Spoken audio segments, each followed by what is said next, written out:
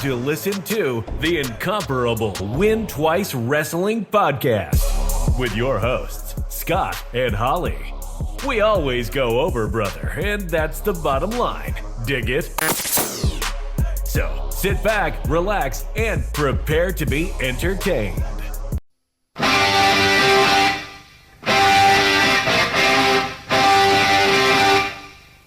The 14th edition of WrestleMania was a landmark event for the World Wrestling Federation, as it not only heralded the arrival of a certain Texas rattlesnake, but it was also the first WrestleMania of the Attitude Era. Shawn Michaels, who had played a pivotal role for the company over the past number of years, was hurt, both mentally and physically, and WrestleMania 14 for a while appeared as though it would be his last match.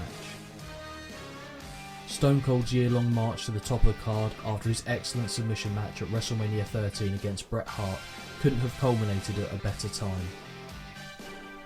If that wasn't enough to whet the palate, thrown into the mix was former boxing heavyweight kingpin Iron Mike Tyson, who would be the special enforcer for the main event title encounter. Elsewhere on the card, we'd see the meteoric rise of The Rock continue as he looked to defend his Intercontinental title against the world's most dangerous man, Ken Shamrock. Speaking of meteoric rises, perhaps none were more unexpected than that of Sable, who on this night would be teaming up with Mark Merrow to take on the duo of Goldust and Luna Vachon. Triple H would look to defend the European title against the former champion Owen Hart in a match where Chyna would be handcuffed to Sergeant Slaughter to minimise interference. WrestleMania 14 would also see the debut of the Big Red Machine Kane, who, accompanied by Paul Bearer, would look to defeat his brother, The Undertaker. A storyline that was both story-rich and laden with supernatural activity, Kane and The Undertaker looked to settle a family issue that stemmed from the dead man allegedly burning their family home to the ground, killing their parents, and disfiguring Kane in the process. The show opener was a 15 tag team battle royal that was nothing short of pure chaos, in which we saw the return of the Legion of Doom, who were sporting a new look and were now being managed by Sunny.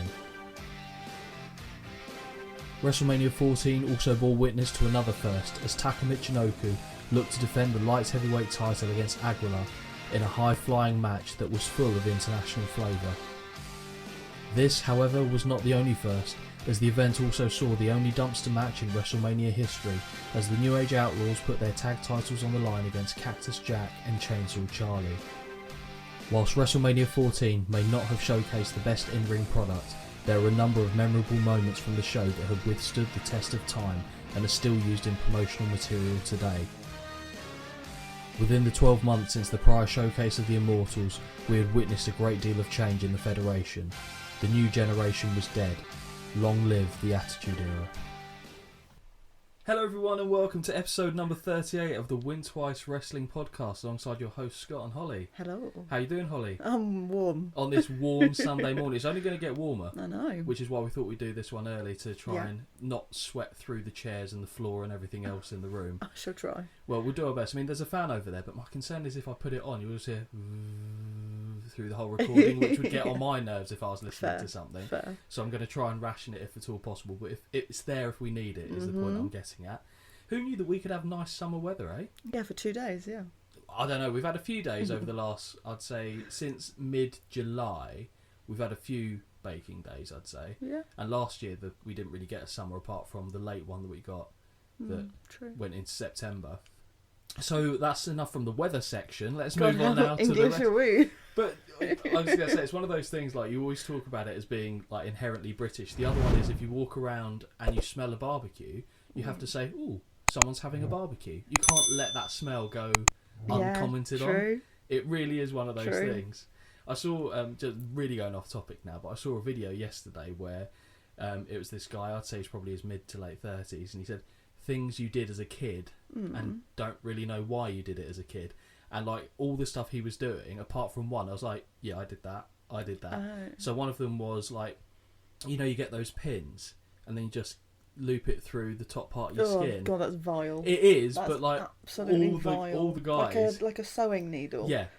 Yeah, and just through the skin, and then you like have that's like loads of them. Fucking weird. But honestly, like so many kids did that growing up, and there was one like where you've got the tap going on, and then you put your hand under the water to try and get it go down the hole in the back of the sink. Okay. And then you like karate chop it, and then you put like your fingers around it so it just goes in between. It's like little things that kids did. And that was just No, never did any of those. maybe it's just a Maybe guy it's a thing. boy then. thing, yeah. Maybe. I'm sure there were a couple of others, but I can't remember. There was one that I definitely didn't do. Oh yeah, he put his tongue on a cold railing so it would stick to it. I never did anything like that because that seemed stupid. Just germs, I was thinking as a kid. Oh yeah, fair. But yeah, so going from inherently British to inherently childlike, and I was ticking all the boxes so far today. Before we go into the main course, we'll start with the hors d'oeuvres have come round. Oh, the amuse-bouche. The amuse-bouche, if you will. Yeah. Has anything caught your eye in the world of wrestling in the last week, Holly? No. That gag isn't getting old, is it? I was prepared for it that time. No, because your face is still like, what the fuck? What did we watch together?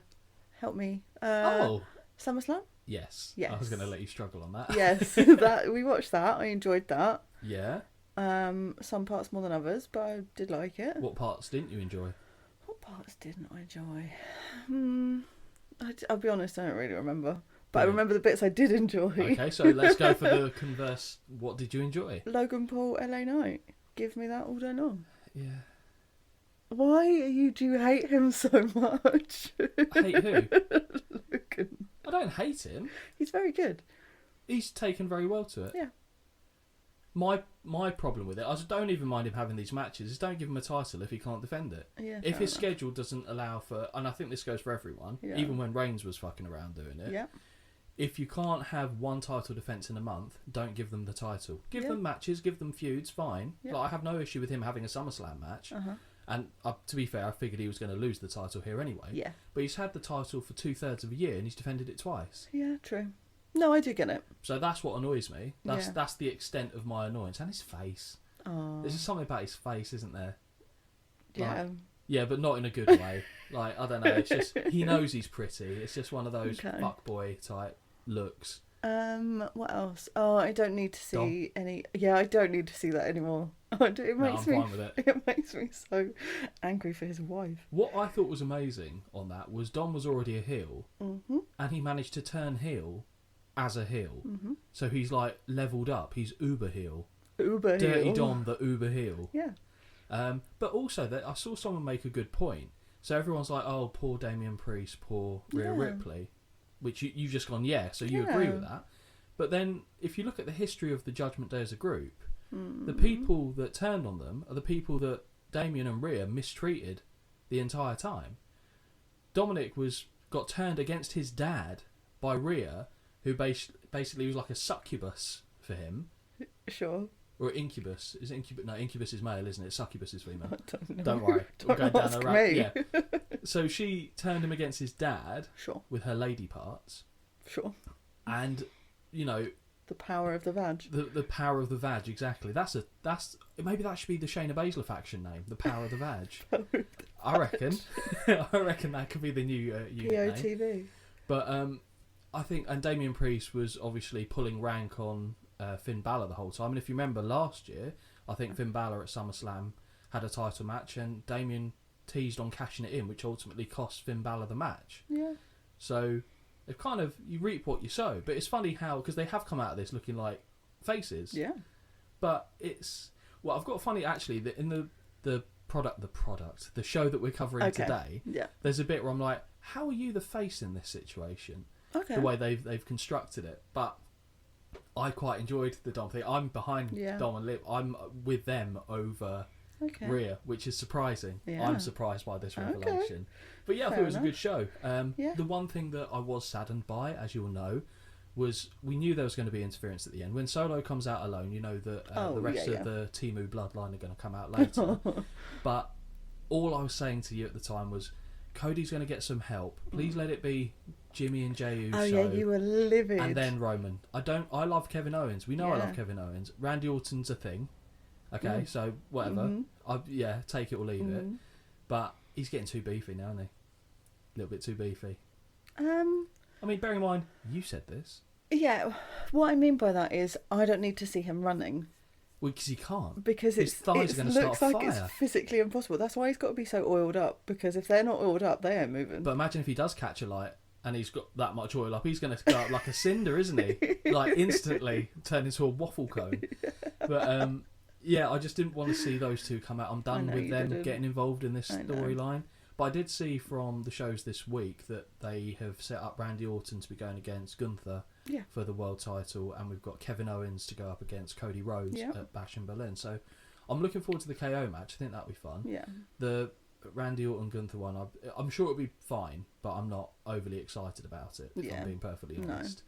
But yeah, I thought it was pretty good as a show in general. Yeah, it was alright, and I came out victorious. You did, yeah. For the first time. It's not for the first time? Yeah, no, but like not in person watching something, on telly watching something. This is the first time in a long time I think I've been successful. I shoot myself in the foot quite a bit on it, because I intentionally go for the people that I know you want to cheer for, regardless of whether I think that's going to be the end result. However, on SummerSlam, I went with what I thought was going to happen, and I feel like I got done a little bit by the Nia Jax Bayley match, because no one thought Nia was going to win that. And there was another match where I'm pretty sure, I think Gunther, I didn't think that was the time for Gunther to get the win there. So, but anyway, it was good. We had a lovely time. But I guess we're now on to the entrees are done. Wait, is the entree the end? Entree's beginning, isn't it? Yeah, that's what I thought. Dessert is the end. Well, yeah, but I'm sure. Anyway, fine. Right. Doesn't matter. So they've taken away the plates for the starters. You had your dough balls, you've had a lovely time, or your garlic prawns, although that's still too soon to... No, that's fine. Fine. Those plates have been taken to the side, and now they're bringing out the steak with the peppercorn sauce. Nice. And that steak with the peppercorn sauce is, we're back on the March Through the Mania series. Yeah. We're at WrestleMania 14, and Holly, we are in the Attitude Era. Yes, we are. So I think I might have teased it in the last recording we did of Mania, saying that you will feel a different tempo to the show. It feels like a lot has changed, and I mentioned it in the monologue. You said how much has changed in a year. Yeah, I think I texted you actually when I started watching it, and I said it feels like there's a massive jump between 13 and 14. And it's a really good point to make, and I said make sure that you bring that up in case I forget. And I remembered. No, you did very well. But it's got a whole different vibe to it. Even the crowd feel different. Just all and like little things, for example, like granted, I don't think we actually had... Did we have Vince on commentary for 13? I don't think we did. Oh no, we did. Yeah, we did. Yeah, because I remember him saying they weren't proud to show us the Stone Cold Bret Hart match because of the blood. But now that is actually another indication. It sounds different because he's come out of the commentary team now. Thank God. It's just the standard JR and King. I have seen the show in the past, not for a long time. Okay. I certainly remember the key things that happened in it, but I couldn't remember if I thought it was a good show or not. Okay. Until I got to this, which reminds me.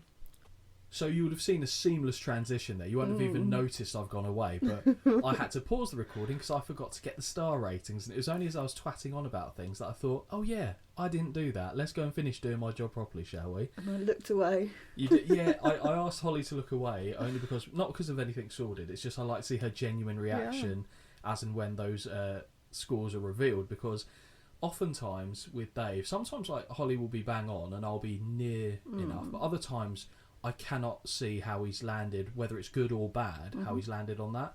But it's still nice to see like that consistent barometer for these shows to see what other people thought. But Holly, yes, WWF WrestleMania 14. The date was the 29th of March 1998. Venue was the Fleet Centre in Boston, Massachusetts.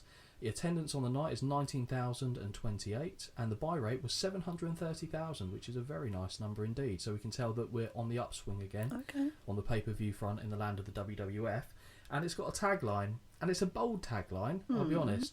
The greatest pay-per-view attraction of all time. Okay. So they're setting this one out. They're setting their stall out as in this is going to be transcendent. This is the one. This is the one. And, you know, spoiler alert, it wasn't. Like the in-ring action I'm talking about. There are certain moments in here that have withstood the test of time, which is again a point I made in the monologue. But if you're looking at the match quality, I don't know, it's the greatest pay-per-view attraction of all time, personally. you enjoying that? I don't know why it tickled me. Sorry. No, that's fine. Sorry. I'll shut up now. No, it's a two-way street, this.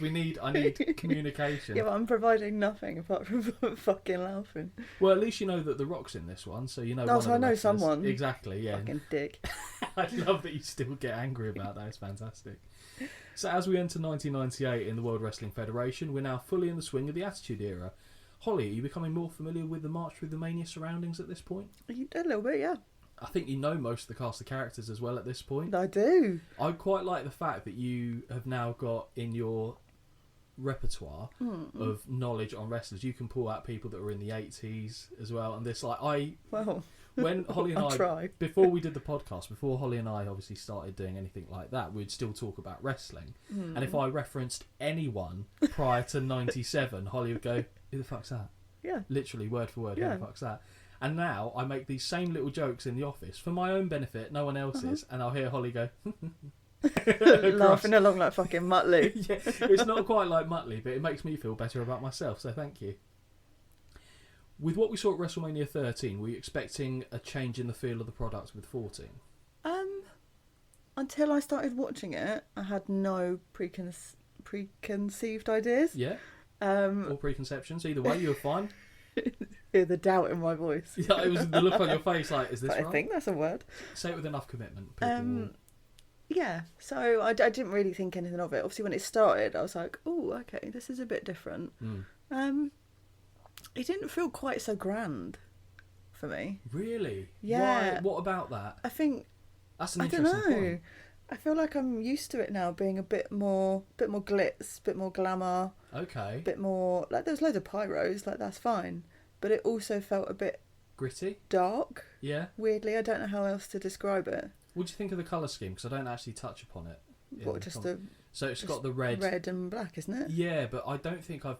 From going through the archives of WrestleManias in my head, yeah, I think the next one to have red as a theme, I could be wrong, was the one that got cancelled. Okay. You know, in 2020, because that was going to be the Tampa Bay Buccaneers, and that's red and black pirate theme, which I don't think they used for WrestleMania in 2020, but I think they then went back there in 21 and used that theme. I don't know, I missed the purple a little bit. Yeah. And that was a while ago, I think. But also, I mean, I know from the colour scheme, because obviously I put a photo up, didn't I, and said, what Mania is this? And I think... Everyone got it right. Yeah, but I think Keith specifically said he got it because he knew the colour scheme, and I was like, my God, that is a skill. And then he called himself a nerd, which I don't agree with, because I'd have known the same, and I don't want to call myself a nerd. But it's because if you showed me, like, I think the era I would find difficult is some of the earlier Manias where it's not got the numbers written anywhere, so you just see WrestleMania. The Pontiac Silverdome for WrestleMania 3 I feel like I'd get, just because of the scale of the building. Yeah. But some of the others, unless I saw, if it was just a shot of the arena... You'd be able to get the Caesars themed one. Yeah, like I said, it's not for all of them, but there are like a few in the middle. Like, okay, so for example, unless it says it specifically on the screen, 4 and 5 are at the same venue. Oh, yeah. Unless you see who's in the ring, like, I wouldn't necessarily know which one it was. But for the red one, yeah, I agree with Keith. Fair. It was straight away I would have got that. Yeah, it just didn't seem too... I don't know. Not like it wasn't a big deal, but it definitely seemed like, oh, this is different. Because I think when I think purple WrestleMania, I think 11. Yeah. So with Lawrence Taylor and that's the purple WrestleMania to me, which is really bad as well. But I did like the colour palette as well. For me, it's quite interesting that WrestleMania I can signpost and look at the arena and go, okay, so that was in 2000 and whatever. I find it more difficult for, let's say, the last 10, 15 years of them, because they all seem to... Even though they've got their own design, they kind of blur a little bit into one for me, which I think is just an age thing and not being invested the same way I was as a child. Where, like, I used to build my weekends around it kind of stuff. But you could do that, for example, the SummerSlam and show me an arena. I go, I don't know. I don't know. But WrestleMania and Royal Rumble potentially as well, I can signpost based off those events. I believe at this point you have traversed all but one of the Manias that I thought would be a potential struggle for you. So it's an achievement, as you are still happily doing the podcast with me now. So thank you for that. It's okay. Unless you've just not shown up and I'm talking in a room by myself, of course, because I took a punt when I wrote that, obviously, not knowing if Holly was going to... It's a risk. Yeah, it was a risk. I mean, it would have been very sad. I mean, for all they know, I'm just putting on two voices here. Well, yeah. Fair. I just have to make sure I don't talk at the same time as you, because then that kind of kills the illusion. Yeah, it does a little bit. Oh, there you go. You've ruined it already. Before we actually dive into the show, outside of any discussions we've had beforehand, were you aware of any of the events that took place on this night? Nada. Thought that might be the case. What do you mean? With that being said, I haven't even put a pause to ask questions off the back of it, so I was pretty sure that was going to be the response. With that being said, let's dive into WrestleMania 14. We start with a romanticised opening package which features a shot from the rafters in the Pontiac Silverdome before transitioning to Muhammad Ali and Liberace at WrestleMania 1. The voiceover regales us with the idea that some believe WrestleMania to have gotten away from its roots as a spectacle. Funny how you'd say that. I didn't even remember writing that, but yeah, you kind of touched upon what the voiceover was saying. We see more shots of Aretha Franklin, Ray Charles and Bob Uecker, as the importance of mixing mainstream celebrities with the wrestlers is part and parcel of the showcase of the Immortals. However, it is pointed out that a new generation of rogues appear to be taking over. A D-generation, to be more specific, as we now are shown Shawn Michaels and Triple H. Mike Tyson now becomes front and centre as he crotch chops wearing a D-Generation shirt, or D-Generation X shirt more specifically, before Austin is shown standing on the buckle saluting the crowd.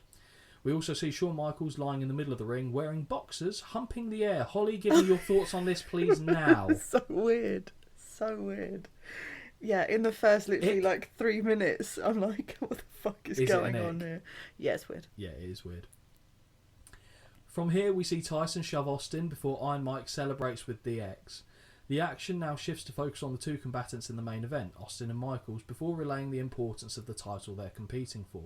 The gold that made Andre, Hogan, etc. The same title that inspired Gorilla Monsoon, Big Cat Ernie Ladd and Classy Freddie Blassie. Vince Sr. even gets a shout out in this little opening package.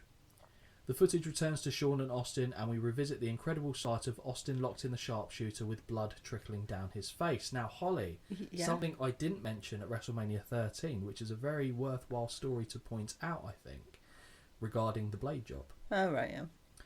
Holly, I didn't mention this during our coverage of WrestleMania 13, but did you know that the infamous scene of blood dripping down the face of a screaming Stone Cold was a blade job executed by Bret Hart?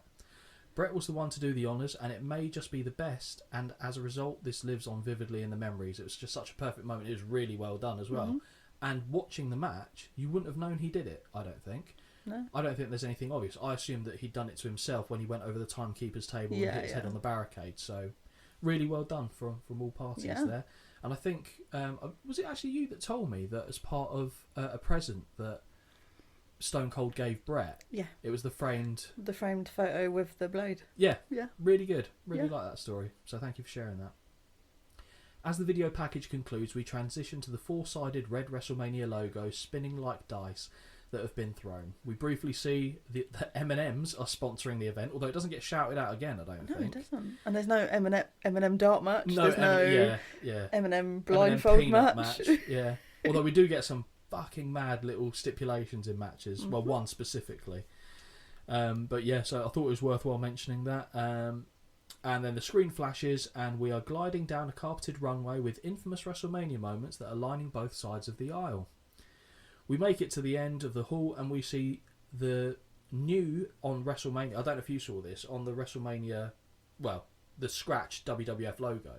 So the one that we're more familiar with. So you have the classic kind of golden, bold looking font. Now we've got the scratch logo. Yes. However, I don't know if you spotted this, on the entryway, you know, it had the WrestleMania sign, it had the classic WWF logo on there. So I don't know if how close to the event that decision was made to change it to the scratch logo. The dulcet tones of good old JR welcomes us to WrestleMania, and not wasting any time at all, we head to the first match of the night. Now, this opening match, Holly, we know what my notes are like. Were you praying for me at this point? Yeah. Because it's a 15... Well, it's a Battle Royal, but it's a 15 tag team Battle Royal. Yes. And only one has to be eliminated for both to go. But that rule doesn't seem to be consistent with some of the people in the match. No. There's one person in particular, not naming names, Mark fucking Henry, who stays in the ring a good 10 minutes, it feels like, after his partner has been eliminated. I just think it's pointless. It's how to get everyone a payday. A WrestleMania payday. Okay. Because they do the Andre the Giant Battle Royal and now the female equivalent I think they've done as well. Yeah. So it's just a way to get everyone on the card to then basically get them that sweet WrestleMania dough. Yeah. I wasn't going to write down the 15 teams in this. Oh, okay. But I then go back and write it. So I'll list them here. Go on to the seat if I get any of these. The Legion of Doom, Road Warrior Animal and Road Warrior Hawk with Sunny. Mm-hmm. Bradshaw and Chains, which sounds like a band now that I've said that out loud. Flash Funk and Steve Blackman. Los Boricuas of Miguel Perez and Savio Vega. Los Boricuas of Jesus Castillo and Jose Estrada. The Disciples of the Apocalypse, which is 8 Ball and Skull. The Godwins, Henry O. Godwin and Phineas I. Godwin. The Headbangers, Mosh and Thrasher. The Nation of Domination, D'Lo Brown and Mark Henry. The Nation of Domination, Farouk and Karma Mustafa. The Midnight Express of Bodacious Bart and Bombastic Bob with Jim Cornette. The Quebecers of Jacques and Pierre. The Rock and Roll Express of Ricky Morton and Robert Gibson. The Truth Commission of Recon and Sniper. And Too Much, Brian Christopher and Scott Taylor. Cool. So how many of them did you get? About 3. Excellent. Solid work. So your notes are going to be a treat. I tried. I really tried. But some of them, I mean, right, considering the match and what it was, look, these are my notes, okay? Right? Okay. I like how some of them are literally 2 words. That's it. Because I don't know who half these people are. Any notes that you've got there that are just spectacularly weird, I want you to read out. Interrupt me mid-flow and fire out with it. I was tempted to have you do the read-through on this brilliant. one. That would be fucking pointless. It's like, he's in, he's out. I don't know who he is. He's out. Shaking it all His about. partner's out. Oh, who are these people? I put, oh good lord, I pray for my notes. Mm-hmm. A 15-team battle royal. Well, at least the boys were getting their WrestleMania payoffs. As Farouk and Karma make their way to the ring, they are the last of the 15 teams to be introduced, or so it seems. Yes. Without them all being listed, I will shout them out as and when they enter the match or exit the match, dependent on how this one pans out. I then later went and filled it in. Sure. On commentary, we see the familiar pairing of JR and King, who'll be calling this one, and not only is Lola wearing the uniform of the Beefeaters of Britain, minus the ruff, I spy JR wearing a very cheeky blue and black patterned waistcoat and dicky bow under the blazer. Oh. Yeah. I mean, I'll be honest, based on the outfits of the night, both of them have probably got to be in with a shout, to be honest, because there's slim pickings. So I'm interested to see, when we get to Holly's special section at the end, what you've picked. Some plebeian in the front row is angling his sign, which I assume contains his own name, into the frame of the shot, which is bad enough, but the man looks like a sex pest. Dead behind the eyes, and he unsettles me greatly. He was just off to the, as you're looking at it, to the right of JR, and he's just staring into the camera, angling his sign, and he does it later on in the show, but I didn't want to give him credit again. As JR and King shouts out the UK audience watching on Sky TV, we hear, "Oh, what a rush!" And then I was like, "Oh, that's nice to hear that." Mm-hmm. Not necessarily me doing it, but you stared at me like I was a little bit special there, I'll be honest. Like, oh, that's nice. Oh. That's nice, dear. Do you want to go and play with the crayons in the corner? I assume you recognised the music at least before you saw who came out. Yeah. But I really want to ask you what you think about the attire that they're wearing as they come out.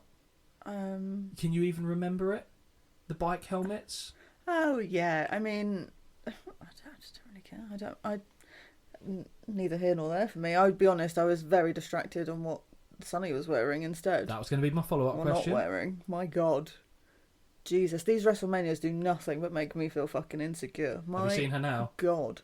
Well, she's in prison now. She is, and that gets onto a story that I've got for you in a little bit. Oh, okay. But, have you seen her now? No. You wouldn't know it's the same person. Okay.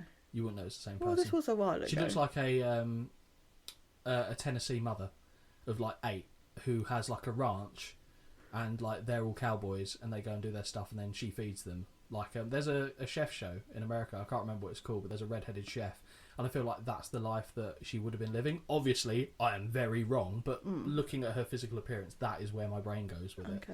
Not an insult to be had, to be honest. My God, stunning. She was certainly a needle mover, shall we say, back in the day.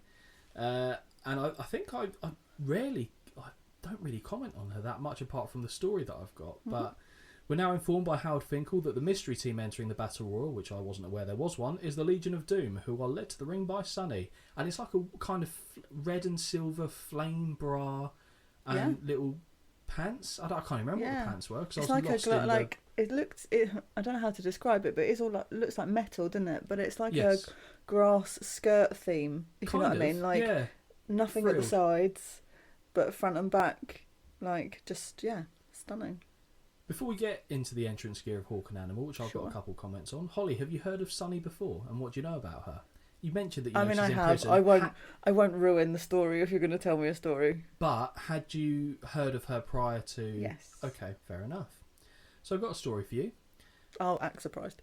So I've got a little bit of background, and then it kind of goes into a darker place. So Sunny got her start in Smoky Mountain Wrestling and was often found working alongside her husband, Chris Candido, and a number of companies during her time in professional wrestling, which even landed her being in the WWE Hall of Fame. However, when Candido sadly passed away, it's fair to say that Sunny's life slowly began to unravel. Whether that be sordid stories of backstage bonking, and the famous Sunny Days comment that Shawn Michaels levied towards Bret Hart, battles with addictive substances, or her dalliance in the adult film industry, Tammy eventually hit her rock bottom in March of 2022 when she was sentenced to 17 years in prison for causing the death of a man whilst driving drunk. The 50-year-old Sitch was also sentenced to 8 years probation after her jail time is complete. Sitch pleaded no contest to 8 charges in August, 1 count of DUI manslaughter, driving while licence suspended with death, 4 counts of DUI with damage to person, and 2 counts of DUI with damage to property. I assume you managed to find that information yourself as well. I did. Surprised, I assume? Well, yeah, it's a little... She's been an absolute disaster, to be quite honest, certainly over recent years, although I'm pretty sure she banged Dolph Ziggler. Really? Yeah, because Dolph Ziggler used to fancy her when she was on TV, and this was before she went too far down the rabbit hole of darkness, around the Hall of Fame time that she got inducted, and they banged. How do you know this? Because I think there's a picture of her taking a picture... Sorry, no, she took a picture of him basically under covers, and she confirmed as much. Cool, I don't think he's denied it either, to be fair. But I mean, so adults do what you like. But so that was one ticked off on her list, I imagine. Back to the show, and we see a very peak form Sunny lead Hawk and Animal to the ring. And whilst the shoulder pads are decent and the leg wear is passable, although Animal having short shorts was weird, I thought.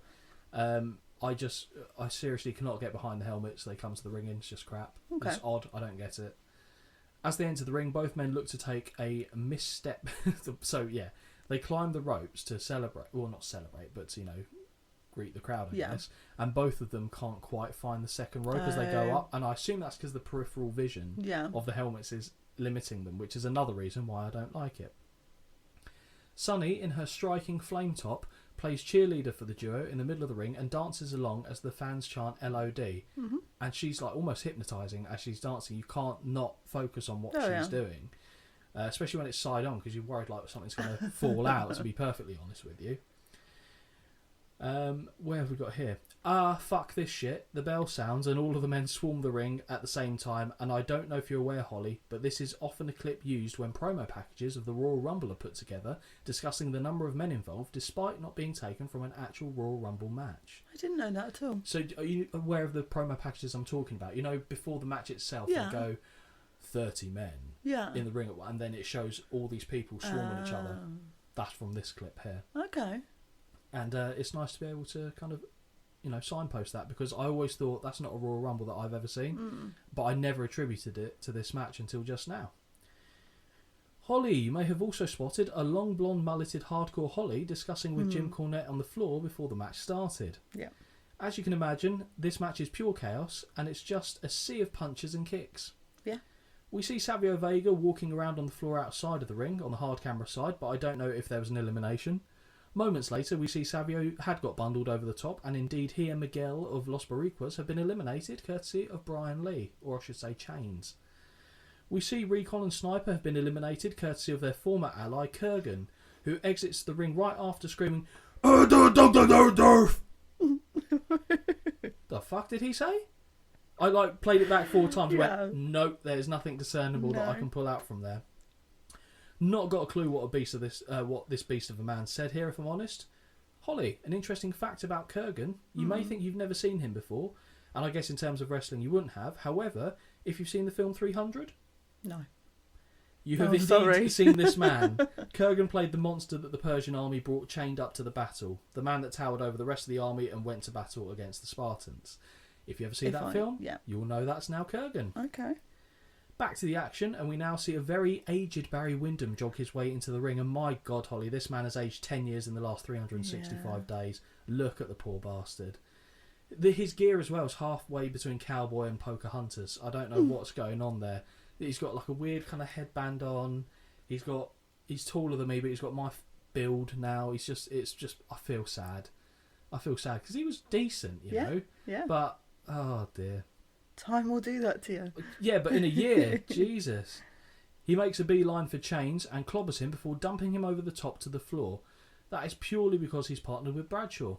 Because Bradshaw was obviously his former partner. Imagine how much has changed in a year. That they were a new tag team then, and now already they're... Tread's confusing. Exactly. So the new Blackjacks panned out about as well as you can imagine they did. Mm-hmm. The officials explained to Bradshaw that he has to exit the ring as his partner has been eliminated, and although he does leave, he makes sure to shove the ref because he's a big, tough man. In the ring, and I noticed Flash Funk and Steve Blackman standing on the outside, so they must have been given the heave-ho, just as either Skull or 8-Ball threw D'Lo Brown out of contention. Do you recognise 8-Ball and Skull? Yeah. So the Harris twins? Yep. They look very different, don't they, from being the Blue Brothers. Not the film. I have also just spied the Quebecers have been eliminated. For your reference, Holly, they were the duo in the light blue singlets. Oh, thank you. Because I knew you wouldn't know what was going on. Nope. Right, I'm going to say it. I know this match will be hard to film, but they have missed twice as many eliminations as they've caught, as during a cutaway we see Karma has been dumped, meaning Farouk has to leave as well. Yeah, I'll be honest, it was really hard to keep track of anything, because it was a bit shit. It was, but also, just make sure you're continually filming the ring. Don't show us the cutaways, because there's so much other crap, like Wyndham ran in, Kurgan ran in, I'm trying to think if there's another run in later. Well, kind of, but they're from people that have been eliminated. Yeah. And they're missing eliminations all over the shop. I still do not know how the Quebecers got eliminated or how some of Los Boricuas got eliminated. No. I just know they got eliminated. Shortly thereafter, the Rock and Roll Express get distracted from the... No, they didn't. I got distracted, apparently. Shortly thereafter, the Rock and Roll Express get dispatched from the contest and the ring is beginning to thin out. Mm-hmm. Now I'm confused more than I already was, as I see Mark Henry is still blundering around the ring in spite of D'Lo Brown being eliminated, who was his partner on the night. Yeah, so dumb. The second Los Boricuas pairing also departs around this time, but my attention is on Mark Henry, who press slams Brian Christopher high into the air, just as King celebrated him still being in the match. But instead of eliminating him, he just drops him in the middle of the ring. Stupid. Yeah, at this point I just lost interest. At this point... Thrasher gets... I didn't have interest. Thrasher gets dumped to the outside by Bart Gunn. Do you recognise Bart Gunn as well? Oh, yes. Yep, yes. Nice. And JR rightly calls that Mark Henry shouldn't be in the match. Mm-hmm. Although it hardly mattered at this juncture, Henry Godwin tosses... Ooh, juicy. No. Well, it does make sense. Although it hardly mattered at this juncture, Henry Godwin tosses Henry out of the ring, so the only ones remaining in the match were still viable winners. Okay. Oh, Henry Godwin tosses Mark Henry. I thought I just said Henry and Godwin toss. Oh, what have I done? Fine, so he gets thrown out anyway. He doesn't go over the top, not that it matters. Scott Taylor gets ahead of steam and charges at Bart Gunn, who elevates him up and out of the contest with a back body drop, and the future Scotty 2 Hottie and Grandmaster Sexay are done for the evening. Oh my God! Stop it! Yeah, I knew you wouldn't spot that was Scotty 2 Hottie. Yeah. Oh. There you go. Oh, damn. The remaining teams continue to brawl, and Hawk hits an ugly lariat on Henry Godwin from the side, giving him no chance of taking that move well. Body check by Hawk follows, and he and the crowd cheer. DOA gets their marching orders as Henry clotheslines one of the brothers over and out. Bye-bye to the former Blues brothers, Eli and Jacob. The Disciples are very unhappy with this turn of events and immediately return to eliminate the Godwin from proceedings also, and we are down now to just the two teams. Sure. Now it's the turn of the Godwins to be pissy as they grab their slot buckets and return to the ring to level the LOD. Oh, that's what it was. I knew it was bucket. I was like, why the fuck would it be a bucket? The new Midnight Express look to be in control, and Jim Cornette flips the peace signs to the fans and woos in celebration. Bart and Bob look to eliminate Hawk, but he fights back and swings right hands at both men. Animal is kept on the outside, although he's not been eliminated, as the Midnights look to once again eliminate Hawk. This doesn't last long, as the shorts-wearing member of LOD returns to the ring and opens up fire with clotheslines before an impressive power slam to Bart. Yeah. Reversal of a whip to Bob, and Animal drops down, resulting in Bob running face first into a big boot from Hawk. I like that as well. As the Midnights return, it's funny how it almost breaks down to an actual match and it gets a bit better. I know. As the Midnights return to their feet, LOD clothesline them over the top to the floor, and with that, the Legion of Doom have earned themselves a shot at the tag titles at In Your House Unforgiven. We get an LOD chant as Sunny returns to play cheerleader, which I see no issue in at all, and she raises Hawk and Animal's hands in victory. Yeah, fair. What do you think of this absolute car crash? That's probably not a good segue after the Sunny story, no, actually, is it? It's very overwhelming, I'll be honest. Yeah, it kind of assaults all the senses at the same time. Yeah. Which isn't the only time I feel like that in the entire show, but we'll get to the certain match later on that I'm referring to. Okay. For me personally as well, starting with them not coming in. Yep. Like they're already there. Yep. I get why they do it, because it saves time. That'd be half the show. But also, I don't know who... Like I'm looking at these people because you're far away. Yeah. I'm like, I don't know who these people are. So it's a lot of blue tights, red tights, shaved head, leather jacket. Like, it's a lot of, without me actually being able to, until I hear someone reference it, I'm like, who the fuck are they? Can you go to the most random part of your notes and just read 3 of them or 4 of them that are consecutive, just so I can see what the note-taking style was for that? I mean, it wasn't too bad. Okay. But I I've just got want the descriptive parts. Yeah, I mean, we've just got some that just says pure chaos. I don't know what's going on. 2 people are out and I don't know who they are. Like, I tried to much sums it up. Cling to the people that I actually knew, but yeah. Well, at least the winners you knew, I guess. And when I break it down, you kind of do have passing knowledge of at least most of the people in there. So, what do you score this match? I actually gave it 1.75. I feel like it's very fucking generous in hindsight. I would agree with that. I don't know why I gave it 1.75. I would give it 0.75 at a push. Yeah. Just so I don't know why I gave it so high. I just liked people going over the top rope like a Royal Rumble, so I kind of gave it a little bit for that. So Big Dave starts us off strong, minus 1.5 stars. Oh, okay. So we've set the tone. That was the starting point. It can surely only get better from there. Yeah, okay. So after the match is done, we head back to the commentary table as JR and King tell us about the sheer excitement all throughout Boston during WrestleMania weekend. JR invites us to see footage of the DX public workout that, in fairness, had a sea of fans in attendance. At the event, with Stone Cold tied up in the ropes, Mike Tyson teases throwing a right, but instead he and Shawn plant big wet kisses on the head of Austin, who looks like a kid recoiling from the dreaded affection from visiting grandparents during the holidays. Very good. At Live with Regis and Kathy Lee, Stone Cold is requested to face off with Regis, who is wearing a Philbin 9/11 shirt. The host... 911, I should say. Because that hadn't happened yet, actually. Obviously, that's weird to think of a time where that hadn't happened. Surreal. The host immediately backs down as Austin squares off with him, including placing his hands on Stone Cold's cheeks to calm him. Holly, remember this guy from WrestleMania 7? Oh, shit.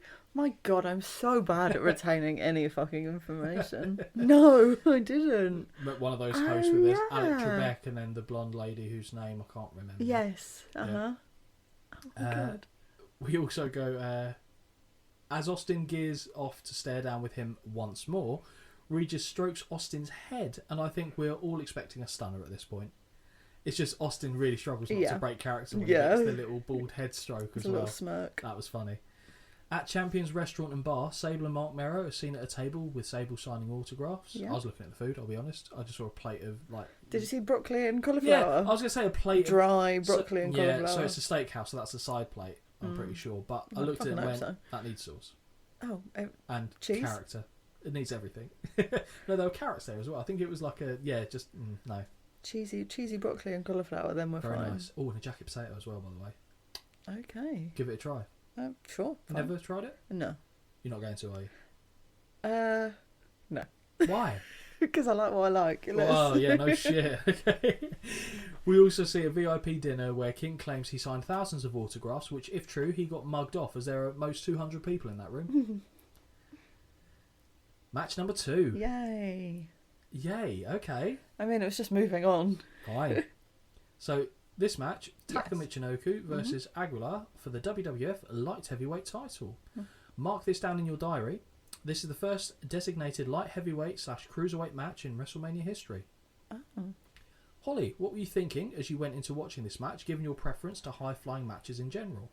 Well, yeah, initially, obviously, I did not know who these people are. Because, I mean, I barely know who anyone is, apparently. As I'm proving right so far. So I didn't really think too much of it, but then I was a bit like, ooh, am I going to get something I like here? Am I? So you're expecting high things? Well, high-flying things, yes. There you go.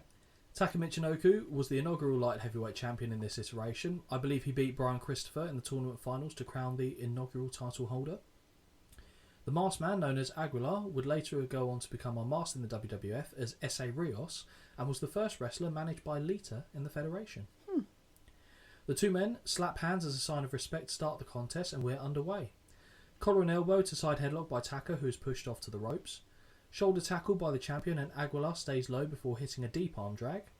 Worth noting, just as this match starts, JR lists off a number of media publications and outlets to highlight the international footprint of the WWF and their WrestleMania branded vehicle. Satellite head scissors by Aguilar follows with a spinning heel kick that sends Taka to the floor. We're now informed by JR that Aguilar was only 19 at the time of this match, which is incredible were it true. I believe he was actually 20 at the time, but it's a minor quibble, still very impressive. Yeah. Because I looked it up, I went, surely not. But he was 20, but he was about 20 and a half. They're both quite young, aren't they? Yeah, I didn't look up Taka's age, but I do think he was quite young as well. Baseball slide drop kick by Aguilar, who ascends to the top rope and takes flight with a beautiful moonsault to the floor, finding his target. Very nice. At this point, I was like, okay, I'm happy. Both men struggled to suplex each other in and out of the ring until eventually Aguilar succeeds, bringing Taka back into the ring, but the champ lands on his feet. Aguilar celebrates too early and is drop kicked through the ropes and to the outside. Now it's the champ's turn to get aerial as he runs, leaps to the top rope in a single bound and connects with a plancha to the outside, which he nicely rolls through on the impact from. Impressive. Very, very good. JR says that they should notify Logan Airport as it wasn't an unidentified flying object, it was the WWF Light Heavyweight Champion. Corner whip and follow-up forearm by Taka, who kicks away at the face of the seated challenger before delivering a running seated dropkick. At this time we go to a split screen where we see a friend of the show, Tito Santana, has joined the Spanish broadcast team. Way! Yep. Snapmare takedown and a second seated dropkick in the ring by Taka. Make it two seated drop kicks and he gets a near fall. With Aguilar against the ropes, Taka gets ahead of steam and charges, only to be elevated high up over to the floor. Before Aguilar can take flight, Taka is back on the apron and hits a forearm before climbing the ropes. Unfortunately for the champ, he's met up top and sent flying to the canvas with an arm drag. Aguilar leaps to the top rope and comes down with a lucha arm drag before locking knuckles, leaping back to the top rope and connecting with a spiral arm drag that sends Taka back to the outside. How are you feeling at this point in the match? Yeah, I was fine up until this point. Aguilar is happy to risk his life at every turn as he hits the ropes and takes flight with a corkscrew senton plancha that levels the champion. Honestly, it's so good, but still, yeah. I just inwardly... Ooh, yeah. They're young, they'll recover. True. King says on commentary that he hates both men equally and Brian Christopher could whip them both at the same time. JR charitably says that it remains to be seen. Back in the ring, and Taka leaps to the top but misses by a mile on a corkscrew senton of his own, allowing Aguilar to go up top and connect with a moonsault for a near fall. Big slap by Taka as Aguilar is challenging the ref on the 2 count, and I hear King refer to Taka as being akin to a kamikaze pilot flying through the air here. So nice to see that that's still going. Taka hits the top once more but waits long enough for Aguilar to cut him off. He manages to shove the masked man down to the canvas before jumping from the second rope with a splash but finding nothing but knees. That was the only bit for me that was a bit like it was too long. Because he even lies there with his knees up before he's even jumped off, and I was like, okay. There's a few things. So this match started off really well. Actually, do you know what? Let's finish it and then I'll give my thoughts. Aguilar seats the champ back up top and leaps up with a Hurricane Rana. Taka regains control shortly after with a corner whip, and running boot that results in the champ being on the apron. Up top, and a missile drop kick from Taka hits the mark, and he now signals for the Michinoku driver. Aguilar slips out the back on the attempt and looks for a standing Hurricane Runner, but is instead countered into a sit-out powerbomb. Very nice.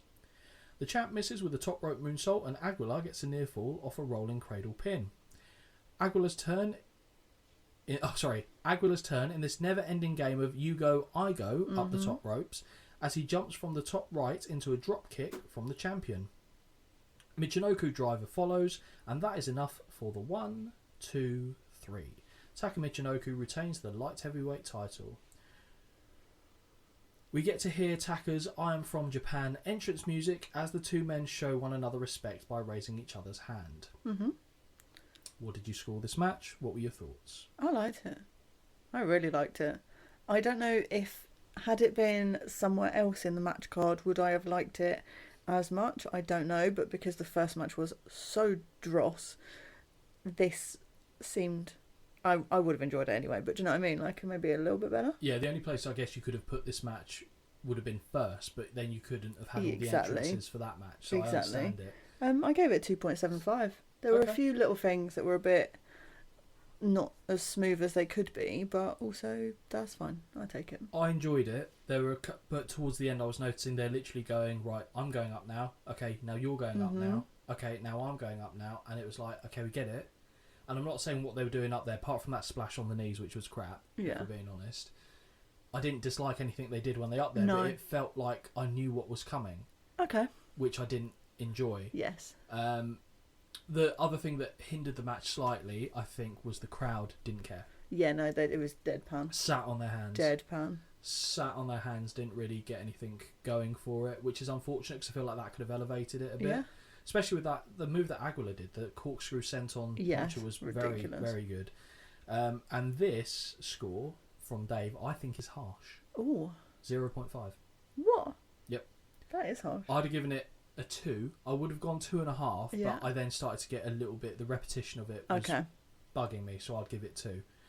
But I think that's a little bit harsh by Dave there. But obviously he doesn't. I'm sure at the time when he was doing his radio bits and pieces, he probably went into detail as to why he felt that was the case, but I can only get the end result star ratings there. We now go backstage, where we see Jennifer Flowers sat adjacent to The Rock, and she goes to introduce the Intercontinental Champion, but is swiftly interrupted as The Rock reminds her he is the People's Intercontinental Champion. In perhaps a moment of forecasting the future, Jennifer asks The Rock if he led the country, how would he do things? I wonder if he's ever going to run for president. Probably. The Rock, who to Holly's dismay refers to himself in third person, which is absolutely fine with me personally. I just hate it so much. Says that the term leader is beneath him. A more appropriate term would be ruler. She asks him, if he were the ruler, how he would handle the homeless situation. The Rock says that it's a touchy subject to The Rock. He does say, however, that as long as he has his palatial palace, and yes, that is how he terms it, down in South Florida, he doesn't really give a damn whether they live in a frigid box. As long as they keep their trashy cardboard homes off The Rock's freshly mowed grass, everything will be copacetic. Next topic, the judicial system. The Rock says as long as all of his fans realise that he's the judge and the jury, everything will be fine. He further adds that were he the jury, in fact, 9 out of 10 times he would be a hung jury if you smell what he's cooking. Holly, does that mean that 1 out of 10 times he has a small penis? Yeah, I don't scientifically understand what he's getting at, if I'm honest. It's a joke. Yeah, no, dickhead. I get that, but statistically that's impossible. You can't be hung like a donkey 9 times out of 10, but 1 time not. Could be very cold. I mean, scientifically it don't make no sense. No, so... like nothing else that he fucking says in this entire segment. I didn't mind it, to be honest. But I quite like the idea of him wearing a shirt that says 1 out of 10 tiny dick. Okay, right. How would The Rock run the White House?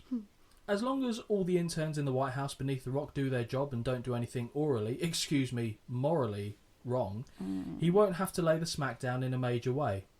What just happened? It's honestly. What just happened? But she is the woman though that had an affair, isn't she, with Clinton, which is why there's all this shit about the White House and all of that crap. So wait, he did that and Monica Lewinsky? Yeah. Nice. But she, like, I think this one was more of a, like, I think it was like a 12-year thing. Like, it was been going on for a very long time. And they both, like I said, yeah. And Hillary stuck around. Mug. Just saying. Okay. It's like the whole thing with, do you remember, I'm sure we've discussed it before, you know, Cheryl Cole and Ashley Cole. So this is a very British related reference. Ashley Cole obviously cheated on Cheryl Cole about 6 times. After the second time, I was like, I hope he goes for 30. If she's dumb enough to stay there, just rack it up, son. I just thought it was stupid. Anyway, back to the topic du jour. Yeah. We go to another match.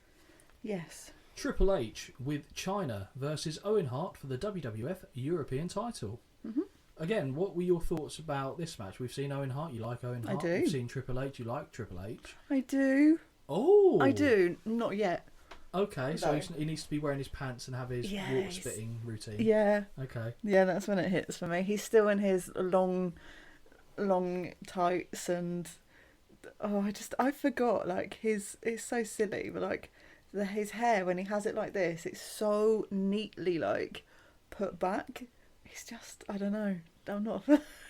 I don't know. I can't do it. So you weren't expecting a good match? No, I think I don't know. I think because it's Owen Hart as well, I was like, oh, it'll be all right. Okay. But yeah. Now, Holly, bet you weren't expecting to hear the DX band play Triple H to the ring. No, I was not. It's all right, we cover them again later. Oh, good-o. Chyna is carrying the belt over her shoulder to the ring, and we see that she is still mid-transition through all of the cosmetic work, as both knockers and chin are very much present. That's like the key midpoint for me, where the boobs are there, but the jaw is still there as well, because she definitely had something sorted out there. Because I don't know how you do that, though, to be fair. Well, you can have it shaved down, can't you? Can you actually? Well, you can have any type of bone shaved down. Yeah, but like her whole thing looks massively different, or looked massively different. So. She also looks far more imposing than Triple H does at this point in time. Cause no arguments from me. I assume he's not, Well, they're boinking at this point. He's like, I kind of like what you're doing, but could you get some big boobs? It's probably what he's asking her at this point. And then when he goes to Stephanie, he's like, I kind of like your big boobs, but can you get some muscle on you? Yeah. That's a old Triple H talking impression, which I didn't know I was going to try there, but there you go. So JR informs us that Chyna will be handcuffed to Commissioner Slaughter, cheeky, and I honestly don't know who that is worse for. Let's call it a tie. Battle of the Chins. I swear to God, I've put that word for word. Have you? Yeah. But also, so Sergeant Slaughter, you're probably thinking, what's he got any involvement here? Yes. So he was booked as the commissioner of the WWF. Okay. And with D-Generation X being the anti-authority group, they often butted heads with him specifically, and they used to mock him all the time. There's one point where they were having an interaction with him in the ring, which I think had taken place at this point already, and because apparently he spits when he talks, they came in with visors that they put down and they went face to face with him as he's talking. They're like, so, you like that? I think I'd find that funny. Okay. It's my sort of shit humour, though. Wait for the Carly kiss cam. We're now showing footage of 2 weeks ago on Raw, where Chyna attacked Owen Hart's injured leg with a bat before Triple H trapped Owen in a leg hold and forced the referee to stop the match, making Triple H the new European champion. I have a point to raise here. Go for it. I saw this clip and I see Triple H do what he does to Owen Hart whilst he's in the boot. Yeah. I mean, take it off.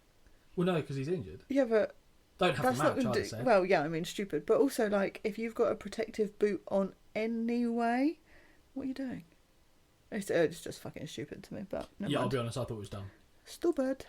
Finkel makes the announcement that Chyna and the Sarge will be cuffed together, and we see the man himself handcuffing himself, I should say, before beckoning Chyna to exit the ring so they can do the thing. Triple H tells Sarge to come to the ring and make her do it if it has to be done, so he does exactly that. Chyna shoves Slaughter when he gets too close, and they now go nose to nose, or more accurately, chin to chin. Holly, who won the Battle of the Chins? Oh, I'm so sorry, I've ruined that for you. Who do you think won? Who's got the better chin? The better chin or the bigger chin? The better chin. I mean, if I had... it's one clear winner for me. Chyna? No. Yeah, no, as in it's better. I'm not saying it's bigger. Like, Slaughter's the bigger chin. Sarge wins because he doesn't need fucking reconstructive surgery. He's like, this is my chin. Yeah, okay, fair enough. He owned it, so he wins, in my opinion.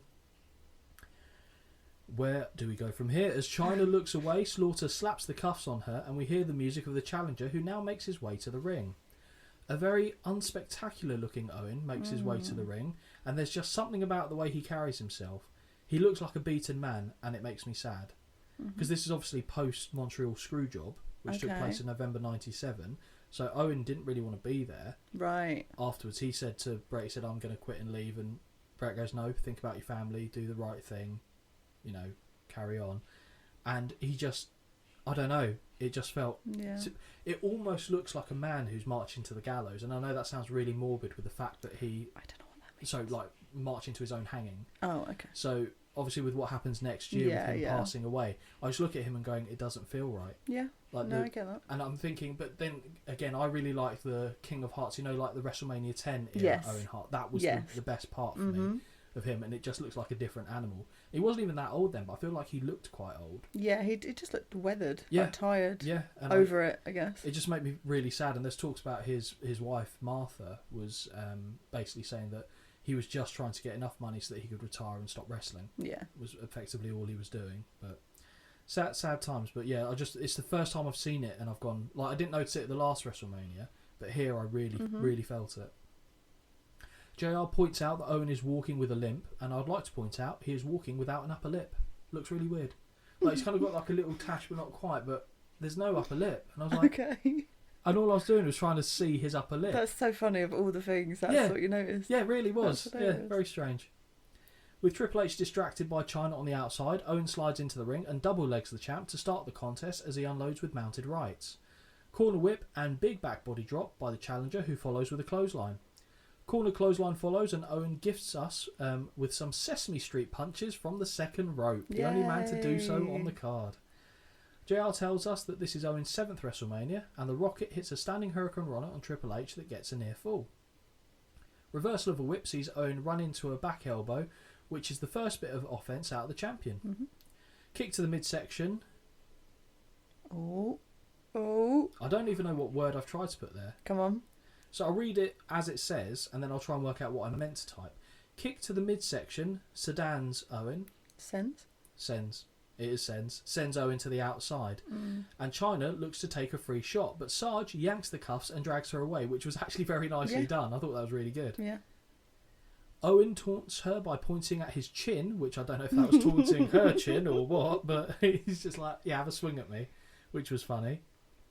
Owen was good for the funny stuff, though, to be fair. Where do we go?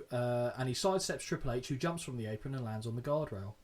Hart with a flurry of rights to the face of the champion as Chyna tries to kick away but cannot get near. Back in the ring, and Triple H gets caught and dumped on his back, from where Owen looks to apply the sharpshooter.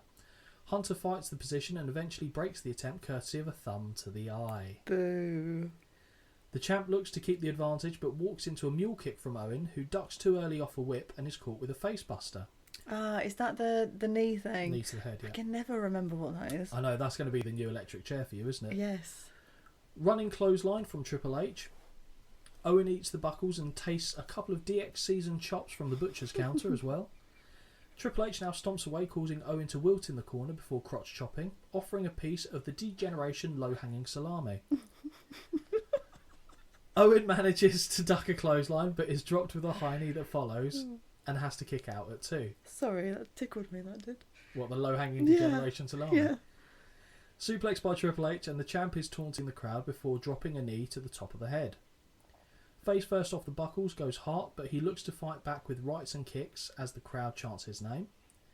The champ is whipped into the buckles but gets the boot up on the charge of Hart and capitalises with the DDT that leads to a near fall. We see Owen has been cut on the nose as the challenger tries to fire back until Triple H kicks away at the injured ankle. Great schnoz on Owen. World class schnoz.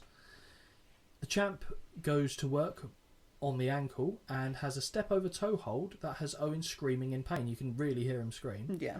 He manages to escape but finds his ankle kicked out from under him as Triple H continues to stretch away at the ankle.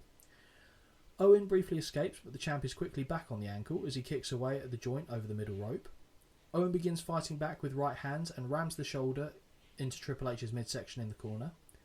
Corn whip and Hunter looks to get the boots up on the charge, but learning from his earlier mistake, Owen slides underneath and drags Triple H dick first into the ring post. The salami is now discount. I mean, drink, but also I freaking love that. That's brilliant. The fans enjoyed that. It was the slide under to avoid it that was exactly. Good. Overhead belly to belly throw by Owen also gets a near fall, as does a spinning heel kick.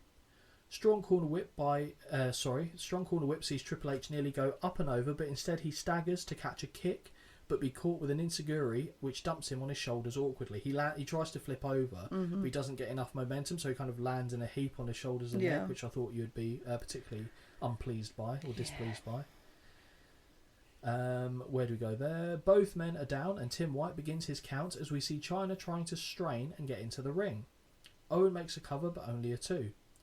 Standing Hurricane Rana attempt by Owen is blocked and turned into a powerbomb. It gets a near fall. The champ lifts Hart onto the buckles and briefly joins him up top until he's headbutted back down by the beak of the challenger. Top rope crossbody connects, and that hits hard, by the way, and we get a close 2 count. Owen hits the buckles and staggers out, where Triple H meets him and looks to hit a pedigree. No, Owen picks the legs and is now looking for a sharpshooter, but is shoved away by the boots and into the corner, where he falls and headbutts the champ in the dingers. They could not be selling the salami cheaper at this point. No. 2 count. Owen once again ducks too early off the whip, and Triple H looks for the pedigree but gets backdropped, managing to hang on, but Owen rolls through. Sharpshooter applied, and the crowd are getting loud. Triple H is trying to claw his way to the ropes, where Chyna manages to grab his hand and pull him to the bottom rung. Where was Sarge on that one? Yeah. Also, just not to sound creepy, but handcuff her backstage. Yeah, true. Just don't let her out. True. Moot point. Anyway. The hold is broken and Owen opens up with mounted right hands. I'm not entirely sure where from, but Chyna has white powder and throws it into the eyes of Slaughter, who is blinded. Owen tries to reach for her through the ropes, which then presents his back to Triple H, who connects with a knee. With the official distracted by the champ, Chyna kneels on the apron and low blows Owen, who is wide open for the following pedigree, and we get a 1, 2, 3. Triple H has defended the European title. Chyna is uncuffed by Tim White and throws a right hand at Slaughter before sending him over the barricade and into the fans. Holly, what do you think of this match? What did you score it? I gave it 2.25 because it was entertaining. I thought it was quite amusing, I'll be honest. And it wasn't awful. It wasn't too long. It was like there weren't too many shenanigans. There was expected, but some. I thought it was alright. I wasn't enamoured by it. Didn't hate it. Very mid-range. Okay. Alright. So I agree with your scoring. 2.25. Dave, 3 stars. Alright. Okay. I thought that was a little generous. Yeah, if I'm being honest. The match was, as you said, fine. Yeah. Was a bit meh at points. Yeah. I wasn't engaged really in the story of it, but 2.25 seems like a fair result if you ask me. JR apologises for a momentary technical issue, which I wasn't aware of outside of a pregnant pause where the cameras were just showing us the fans, and we now head to a promo package for the upcoming mixed tag team match. We do. The voice of Michael Cole tells us that Mark Mero thought he would look good by Sable walking him to the ring. Instead, he was put out that Sable reached superstar popularity whilst he only rose to mediocrity. Fucking shots fired there, Michael. Miro did his best to demean Sable, but no matter what he did, the fans hated him and loved Sable all the more. In response, Miro tried to get Goldust involved, and we see him in a blonde wig and extra schmedium lingerie. Luna now gets involved, and apparently, because her life lacks any tenderness, she dislikes Sable and the life she has. A raspy Luna says that she will take Sable's Estee Lauder face and rearrange it for her. Tell me when I don't sound like her. No, that's good. But I don't think she was in the market for that, if I'm honest, Sable. Also, why throw in Estee Lauder of all the... Anyway. Yeah. In the process, Sable lost her nice demeanour, shoved Miro, slapped Goldust and called Luna a bitch before attacking her. We see Luna kiss Miro. Goldust sans makeup protects Sable, and I'm thoroughly befuddled with the convoluted web which they have weaved. Trez confused. We see way more chaos and brawling than I can comprehend, but apparently this match will determine Sable's life, love and future. It has been themed Battle of Beauty and the Beast. The match Goldust and Luna versus Marc Mero and Sable. Yeah. What, in God's name, were you expecting from this? Not a lot. Not a lot. But didn't it give immediately? It kept giving. Okay. It gave, and then I wish it tooketh away. What, in the kayfabe brother of Undertaker Kane cosplaying as a Kiss tribute band member on the side hustle at a brothel am I looking at here, Holly? You don't like that outfit that Goldust is in, though? Goldust has silver hair, red face with a big X on it, and FU written on his cheeks. I don't even fucking notice Luna was with him until they've been in the ring for about 10 seconds. It's the silver, like, lame catsuit with a fucking thong body over the top, which does nothing apart from grip to his fucking dick and balls. Like, why? Just the silver alone is enough. I didn't notice his dick and balls, but I'm glad to see that one of us was on like, this. do you know what I mean? Like, it's weird. Like, I don't understand the point in it. Yeah, I've got nothing. No. I've got absolutely nothing. I just didn't understand it. I literally saw him come out and pause and went, I fucking forgot he did this. So weird. Like, the silver alone would have been enough. I don't know why the rest was added. Bizarre. Well, he's the bizarre one, so it makes sense. Well, yeah, but... To distract us from this onslaught of the senses, we're shown Vinny Pazienza sat at ringside, the former light heavyweight boxing champion, and that is where the notes end on him. Cool. Marc Mero and Sable make their way to the ring to a great reaction that, rest assured, is entirely for Sable. As it fucking should be. Who is actually in very good wrestling gear. Yes, very good. Very good. We've got a contender. She might be on the list. On the topic, I forgot how much I enjoyed Mero's ring entrance when I was younger. Just really good tune. Yeah. The bell sounds and Mero and Goldust start things off as the lingerie one attacks with right hands. Satellite head scissors by Mero off a whip, and he levels Goldust with a clothesline. Goldust gets very confused and scrambles to tag Sable before scurrying to his own corner, and in comes Luna. Luna wants to fight, and Mero holds his hands up, telling her to wait, before pointing at Sable, and the crowd explode. Mm-hmm. Sable gets the tag and enters the ring, causing Luna to flee, and the chase is on. She returns to the ring and immediately tags Goldust as the crowd boo. As a result, Mero has to return to the fray, and he is caught upon re-entry. Oh dear. Reversal of the whip, and Goldust goes up and over with a back body drop, and now Sable is in once more. Dropped down by Mero off the whip, and Goldust runs right into a super kick from the future Mrs. Lesnar. The crowd erupts as Goldust face plants from that. How over is this woman? Mm-hmm. Luna drops off the apron as Goldust goes to tag, and Sable is screaming for her to come into the ring. She doesn't, so Sable tags out. Mero with a few choice shots to the midsection, showcasing some of his Golden Gloves boxing background. He whips Goldust into the buckles, but runs straight into the boot that was raised on the charge. Running clothesline from Goldust, who scoops Mero up and guillotines him over the top rope. The Marvellous One is choked over the middle rope and takes a cheeky shot to the face from Luna. Yes.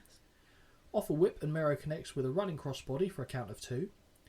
Goldust hits the ropes and drops to his knees to hit an uppercut, which Mero ducks too early. The crowd are chanting for Sable as we see the two men collide like a couple of Nimrods off a rope run that didn't look good at all, sadly. Both men are down. Eventually, both men crawl to their respective corners and make the tags, and as Sable double legs Luna, the crowd go bat-shit insane. They do. Sable is punching and choking away before she pulls Luna to her feet by her braids and begins kicking her in the corner. Hair toss across the ring, and Goldust gets knocked off the apron before Luna is clotheslined up and over to the floor. Everything this woman hits, the crowd roar. Yeah. Very impressive reaction for Sable. Luna returns to the ring and tags Goldust, who marches across to Sable, only to be hit with a forearm and rolled to the floor. Sable makes the tag, and Mero heads to the outside, whipping Goldust into the stairs before returning him to the ring. Slingshot over the ropes, but Mero lands on the knees of Goldust. The Bizarre One gets distracted by Sable, which opens the door for Mero to hit a big low blow, but his TKO attempt is countered into a DDT that earns Goldust a 2 count. Mm-hmm. Mero ducks too early off a whip once more and is sent sternum first into the buckles. Goldust looks for the curtain call, but Mero lands on his feet and drops Goldust with a running knee lift. Standing on the top rope, the camera missed Mero jumping and spinning 180 degrees before springing off and nearly landing on his head on a moonsault attempt, but it does connect and only gets a 2. That must have scared you. Yeah. Because you just see the angle he's coming down and go, oh my god. Mm-hmm. Worrying times. Yes. Back elbow from Goldust on a corner charge, and now it's the Bizarre One who gets to the top. Miro staggers into the ropes and crotches Goldust before joining him up there and hitting a Hurricane Runner. 1, 2, no. Miro looks to hit the ropes, but Luna kicks him in the back, which does little more than annoy him, and he grabs her, threatening to throw a punch. Instead, he waits to sidestep a Goldust charge that sends Luna crashing off the apron, and the resulting schoolboy pin nearly finishes the match. That was actually very well timed. That. Yeah. Because I was like, oh, so Goldust is going to hit her. Of course. And usually it looks quite obvious, but that did look last minute. So, yeah, fine. Fine. It's fine. It's fine. Laboured TKO hits, but during the pin attempt, Luna enters and jumps on Miro's back. Kind of. The Marvellous One staggers to his corner, and Sable tags in, making the cover on Goldust. The ref is distracted with the chaos and doesn't see it as Luna climbs to the top rope. As the ref spots the pin and makes the count, Luna leaps, but Sable rolls clear and she splashes her own partner. Sable, much to the delight of the crowd, hits a decent powerbomb on Luna and makes the pin for the 1, 2, no. Eye rake from Luna, boo, who is now choking Sable as the crowd chant her name. Using her knees, she meteoric guillotines Sable over the middle rope but misses on the second attempt. Shoulder tackles in the corner by Luna, but her whip is reversed and Sable scoops Luna up and hits her own TKO for the 1, the 2, the 3. Sable looks incredibly pissed off and goes to leave, but Mark calls her back into the ring where he raises her hand. She snatches it away and the two now do leave and head backstage. Holly, thoughts on this match? How did you score it? Do you know what? Weirdly, I've actually quite enjoyed it. I didn't think I would. No, I didn't. When they came out, I mean, Sable is like early girl crush, I think, like early, but like ridiculous. The crowd fucking loved her, and I think actually that's all that mattered in this match. Second biggest reaction of the night, if not joint biggest, I think. By far. I gave it 2.5 out of 5. I could have gone higher, but I think if I was realistic of the content of the match, it was a mid, bang on mid. If it was just her and they don't need the other two, just have her and Luna, that'd be fine. I actually thought the content of the match was alright as well. Although Mark nearly braining himself was a little bit of a concern. Big Dave scores it 3 stars, and I actually agree with Dave. Yeah, and fine. I was not expecting to enjoy this. They made a point saying this was the third ever mixed tag team match at WrestleMania. No. Can you remember the other two?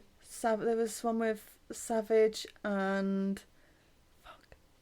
Oh, who's Queen... that woman? Sherry? Yeah, Queen Sherry. Was that against... Wasn't Dusty and the woman... Sapphire. Thank you. So yeah, that was the first one. So Goldust's dad was in the first. Yeah. Do you remember the second one? Oh, do I remember one of the people in this match was in that one too. In this match? Oh. Oh, it's fucking clowns. Yeah, it was Luna and someone else. Fucking shit Bigelow. Clowns. Yes. Fuck off. Yes, that's correct. It was Luna, Bam Bam Bigelow against the shit clowns. I don't like it. It was double doink from behind on that night. It was double. We then get shown a couple of upcoming matches on the screen. We're shown on screen, we get the New Age Outlaws and Cactus Jack and Chainsaw Charlie, as well as the Intercontinental title on the line as The Rock looks to defend against Ken Shamrock. Don't show me the matches. Don't show me. What, in general, or just... Like, I wish they wouldn't do it. We now see Tennessee Lee standing in the ring as he introduces us to Jennifer Flowers and Double J, Jeff Jarrett. As the duo make their way to the ring, we see the future Randy Orton raining pyro fall from the ceiling, which I've always really liked. Yeah. Really cool pyro, that. That's the highlight of this little segment. Oh, it is. That's it. In the ring, Double J takes the microphone to ask Jennifer just one simple question. Ain't I great? Jarrett celebrates, and no, I've skipped it. Jennifer says, I've been with great, and you are great. Jarrett celebrates, and Jen says she has been waiting to do a duet as we hear music that signals the start of the next contest. I was so confused by this as well. Pointless. Isn't it? Pointless shit. 100% pointless. The match. Yes. We get The Rock with the Nation of Domination versus Ken Shamrock for the WWF Intercontinental title. Yes. Holly, what did you message me? What did I message you? Oh... I have to pay attention to these things because, you know... have to. Yeah, outfit of the night. Outfit of the night. Why are Ken Shamrock's pants so small? They're so much smaller than anyone else's. Don't get me wrong, I can appreciate a good body as everyone else can, and he looks great. But why are they so small? So small. Did it make you feel a certain way? Concerned. What, in case you've got a little bit of bollock flop out? I don't know why they were so much smaller. He looks fucking unreal, but they were so small. They were snug. Yeah. I'll say that. Toit like a toiger. The fans really enjoy sticking it to The Rock as he makes his way to the ring, and he sure enjoys giving it back. But I'll tell you what I don't enjoy, Holly. The champion coming out first. Fucking boo. Yeah, he was so angry. The Rock, surrounded by his Nation of Domination cohorts, raise their fists in the middle of the ring. As they do, we're shown footage of Rock attacking Shamrock with the chair 2 weeks ago on Raw. That second shot to a kneeling Shamrock's face was absolutely fucking disgusting. Yes. Brutal. Don't worry, we get a lovely one later as well. We then see Rock the following week look to attack Chains with a chair, but is stopped by Farouk, so instead The Rock shrugs and hits him with the steel instead. Yeah. Teasing the dissension amongst the ranks of the Nation of Domination, which may or may not come to fruition later on in the match. You look confused. I do. What? I remember. You will remember when we get there. Okay. Oh, I do remember. There it is. Thank you, sorry. Bloody Nora. King says it was because The Rock had something in his eye. JR agrees. It was jealousy. Ooh. Boo. Speaking of excitement, no. Speaking of excellent entrance themes, Ken Shamrock... Sorry, it was the red shorts that got me. Speaking of excellent entrance themes, Ken Shamrock makes his way to the ring in perhaps the smallest pair of red pants you are likely to see. This man is a freak. He looks like he is chiselled out of granite. Doesn't he just? He does. Doesn't look real. Probably why he's able to wear the red shorts, because I imagine, I don't want to speak out of turn, but there was a rampant steroid use, I imagine, with him specifically. And one of the side effects of steroid use is sterility and shrinking of the bollocks. Right, yes. Not saying that happened here. You've heard this? I've heard this. Okay. I've heard that that's a thing. Yes. One of the things, I was actually been listening to something recently about the trial of Dr. Zahorian, the Philadelphia doctor that got done for steroid selling and stuff, and it was very interesting. Very interesting indeed. The last 20 yards of the entryway, Shamrock sprints to the ring and levels The Rock with 2 rights to start the match. The champ gets whipped to the ropes and ducks a back elbow and clothesline before taking a kick to the chest that puts him down. Shamrock gets clotheslined over the top to the outside, and it's here that JR informs us if Rock gets disqualified, Shamrock didn't get clotheslined over the top rope. It was The Rock. Yeah. Yeah, so I've lied there. JR informs us if The Rock gets disqualified, he loses the title. Now, yes. This stipulation I like, and I think they should do it all the fucking time. Okay, so my follow-up point is that make sure no count out then. Yeah. Because he could just go, okay, cool. Which is, I suppose, is what he tries, effectively what he tries to do now. But, exactly. But I just put it out there. Yeah. I think that they should bring that in all the time. Yeah, I'm not opposed to it, but it depends on which company would do it and for why. But as the champ gathers his senses on the floor, he waves it off and looks to walk backstage until Shamrock goes out to get him. The Rock drives Rock's head. Of the stage equipment. Because it's Shamrock and The Rock. Shamrock drives The Rock's head off stage equipment and the guardrail as he starts marching him back to the ring.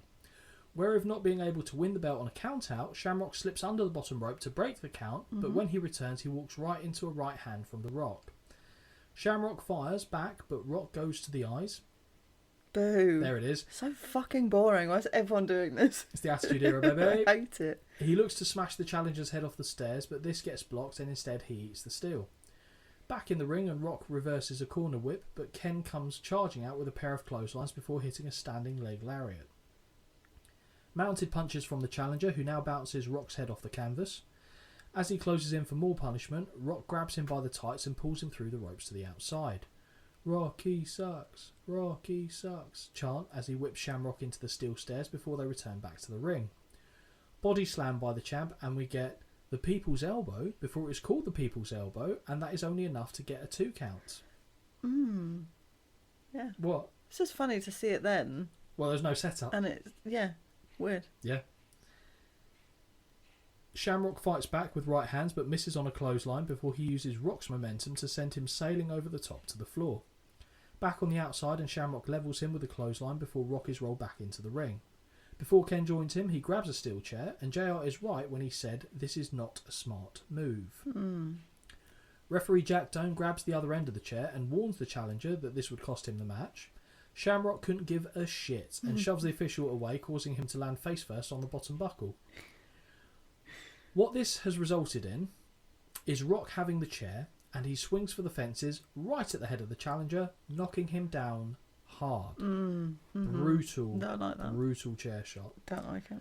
Rock makes the cover, and although Shamrock kicks out at 2, Rock physically sells it like he was launched into the air, and he briefly ends up upside down in the ropes. Also, shouldn't have Ken been disqualified for shoving the ref away? Oh, because you don't touch... I learnt this since Mr. Perfect told us a long time ago. Don't touch the ref. Do not touch what you can afford. The challenger is wild-eyed as he gets to his feet and swings at the Rock. JR says that Shamrock's head might be going on empty, and I think that's a fair assessment. I don't think he meant him to sound like he was being thick, but that is certainly what it came across as. Back elbow off a whip by Shamrock. Jumping leg lariat follows from the second whip, and a power slam off the third gets a near fall. I love a power slam. Fucking love a power slam. My God, did they love a move off an Irish whip in the Attitude Era. Everything, like every other move they're doing is literally whip, yeah, I know. Whip, or go to, if it's a cruiserweight match, up to the top, up to the top, up to the top, over and over again. And it was at this point I was like, I then noticed it and then didn't stop noticing it for the rest of the event. Yeah. We get a split screen replay of that brutal chair shot as we see Shamrock connect with a belly to belly suplex before I'm going to say this. Ken Shamrock's belly to belly suplex is shit. Okay. He grabs him up and then just lets go. Yeah. Like, not being funny, genuinely either one of us could do that to one of them, because all it requires is hugging the other person, then getting them to jump and then letting go. Well, he does it in a minute and it's very obvious that that's what happens, isn't it? But like when Brock Lesnar does it, he's throwing a motherfucker around. Like, not even Brock, Kurt Angle, Benoit, so many people actually properly throw them for the German suplex, or like any type of suplex. This one I find lazy. Okay. It's like, and I'm not a fan of this either, a slightly shitter version of the Bailey to belly. Yeah. Because it just doesn't look good. And at least Bailey goes down with it as well, so to speak. Where have I left my notes? There. We get a split screen, it connects before hitting... Sorry, so he hit the belly to belly suplex before locking in the ankle lock, and The Rock, who has a bloody lip, taps in submission quickly. That was a quick match, I thought, but we're not quite done there. As soon as the bell sounds, the Nation hit the ring, and Shamrock hits D'Lo with a shit belly to belly before Karma gets the same shit belly to belly. Shamrock is like a wild animal as he returns to The Rock's ankle when big Mark Henry enters the fray. World's Strongest doesn't mean shit to Shamrock, who hits the future sexual chocolate with a shit belly to belly as well. Yeah. As The Rock looks to crawl out of the ring, Shamrock drags him back into the waters and slaps on the ankle lock once more. That I quite liked. Yes. Down the aisle, we see Farouk sprinting, and he gets one leg in the ring before stopping. Remembering what The Rock did to him, flips him off, and just walks away. That was very good. I really like that. That was very good. The crowd very much enjoyed that too. The blood coming out of The Rock's mouth is excessive now, and a sea of officials descend on the ring. One by one, they stand there like fools with their arms pointing forward and await their turn to be belly-to-belly suplexed. The only ones that manage to avoid the fate are the actual referee and not the wrestler pretending to be a referee, and Pat Patterson. As Shamrock begins to calm down somewhat, Rock is dragged onto a stretcher and carted back up the aisle. I literally laughed audibly by myself watching this. I was like, he's fucking fine. So dumb. Convulsing. I thought it was funny. But it's one of those things that's so stupid that it is funny. It works as well. So ridiculous. As this takes place, Finkel announces that The Rock teeth in mouth, rewind. As this takes place, Finkel announces that The Rock is still the Intercontinental Champion, much to everyone's confusion, and we learn that the official has reversed his decision and disqualified the challenger. You can't, he's already won. This is the dumbest thing I hear at this point. So dumb. Yep. That is all Shamrock has to hear as he shoves the officials out of the way and charges up to where The Rock is holding the Intercontinental title on the stretcher. Shamrock attacks The Rock until they are stood on the stage, where he gives him a big body slam before tossing him to the floor. He has hold of the title, which he holds high in the air before tossing it at the bloody and battered champion. You'll like this bit, because I nearly left it and I thought, no, you'll find this funny. I start to write down, that is an unfortunate loss for the world's most dangerous man. But I hear King say idiot on commentary, and what I actually type is the world's most dangerous idiot. And that is a t-shirt. Holly, what did you think of this match? Again, it's another. We know I've not been quiet about my like for Ken Shamrock. I do like him, and actually this match between the two of them was fine. Wasn't too long. It was quite short, actually, if anything. Exactly. The end I think is ridiculous. So dumb. I like the I did like the stipulation that, you know, just because you get DQ'd, you don't get to keep your belt. Ultimately, don't really matter, apparently. Yeah. I gave it 2.25 because, again, it's very middle ground for me. Like, it's fine. I'm all right. Am I invested? No. Do I hate it? No. Do I love it? No. Okay, so Dave gave it 1.5. Okay. I'm in between the two of you, so I go 2. Yeah. Because I thought The Rock did well in how he sold Shamrock being an animal. Shamrock played the animal well. Very well, I thought. Didn't care for the belly-to-bellies, as we've let it be known. And the match was very short, and then the bollocks that surrounded it as well took away from it a little bit for me.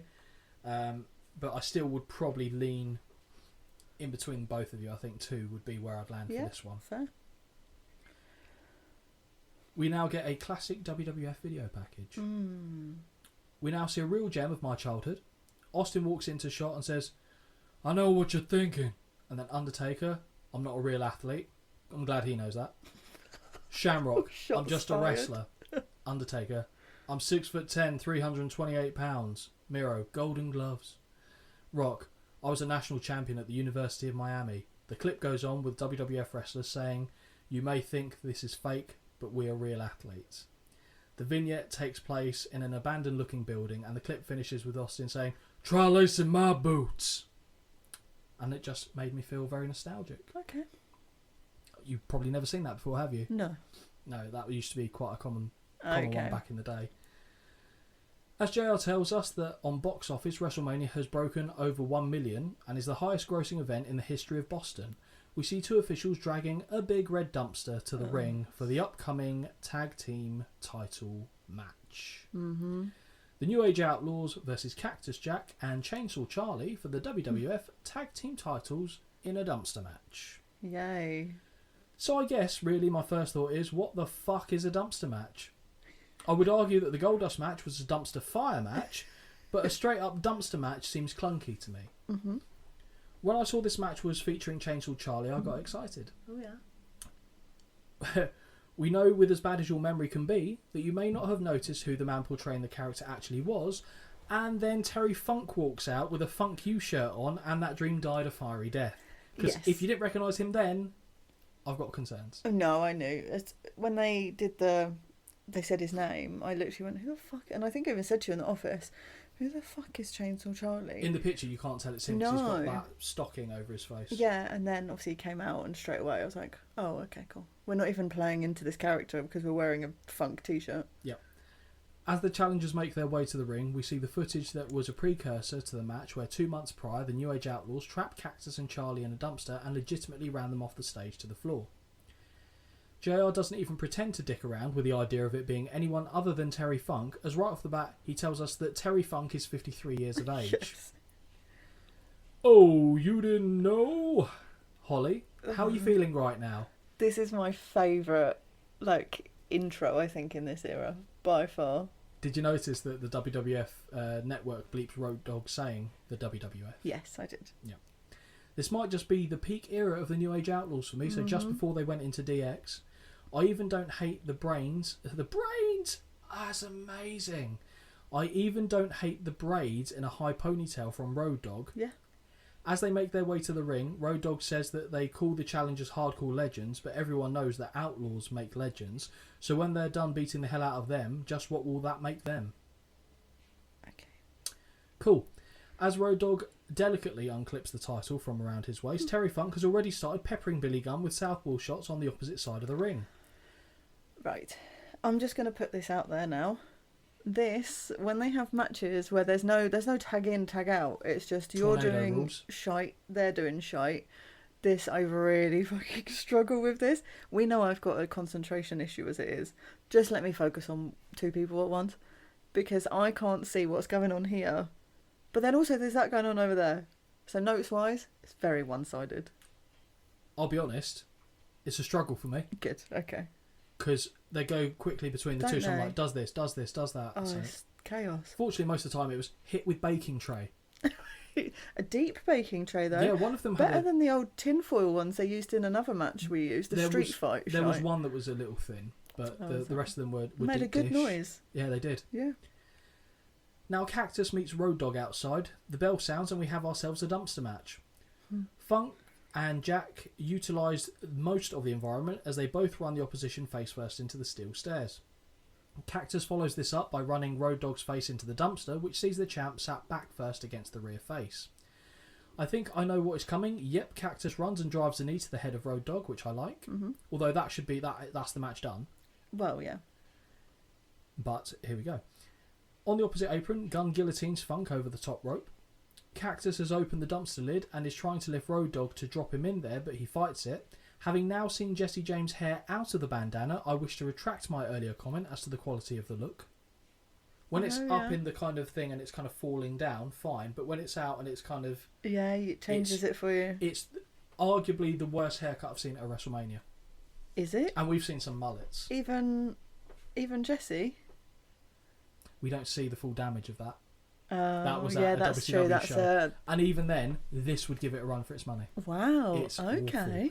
It's because it's bobbed here. When it's longer, it's fine. But when it's kind of cut up here, it's like a little 8-year-old girl that's gone on holiday to Mauritius or something. It's just odd. Okay. Road Dogg fights him off and prevents himself from getting dumped. Speaking of dumpsters, I have a story about one from when I was back at school. Oh, okay. So we had a blue dumpster outside of the geography department. Like a big bin? Yeah. Okay. But it was a dumpster. It literally had the lids and everything the same. But you couldn't move it like they could move these because it wasn't on wheels. It was like a cast iron thing. Sure. And it was kind of not in a playground area, but near enough to a playground area. And I remember, I think, so I must have been year 9. So what does that make you, like 15, something like that, around that area? Okay. And maybe a bit younger, 14 actually, but either way. And we were just trying to kill some time. And we always tried to do this where you could kind of bounce a stone so it hit both lids of the bin, which sounds boring, but when you're a kid at school and you're just trying to kill a bit of time, fine.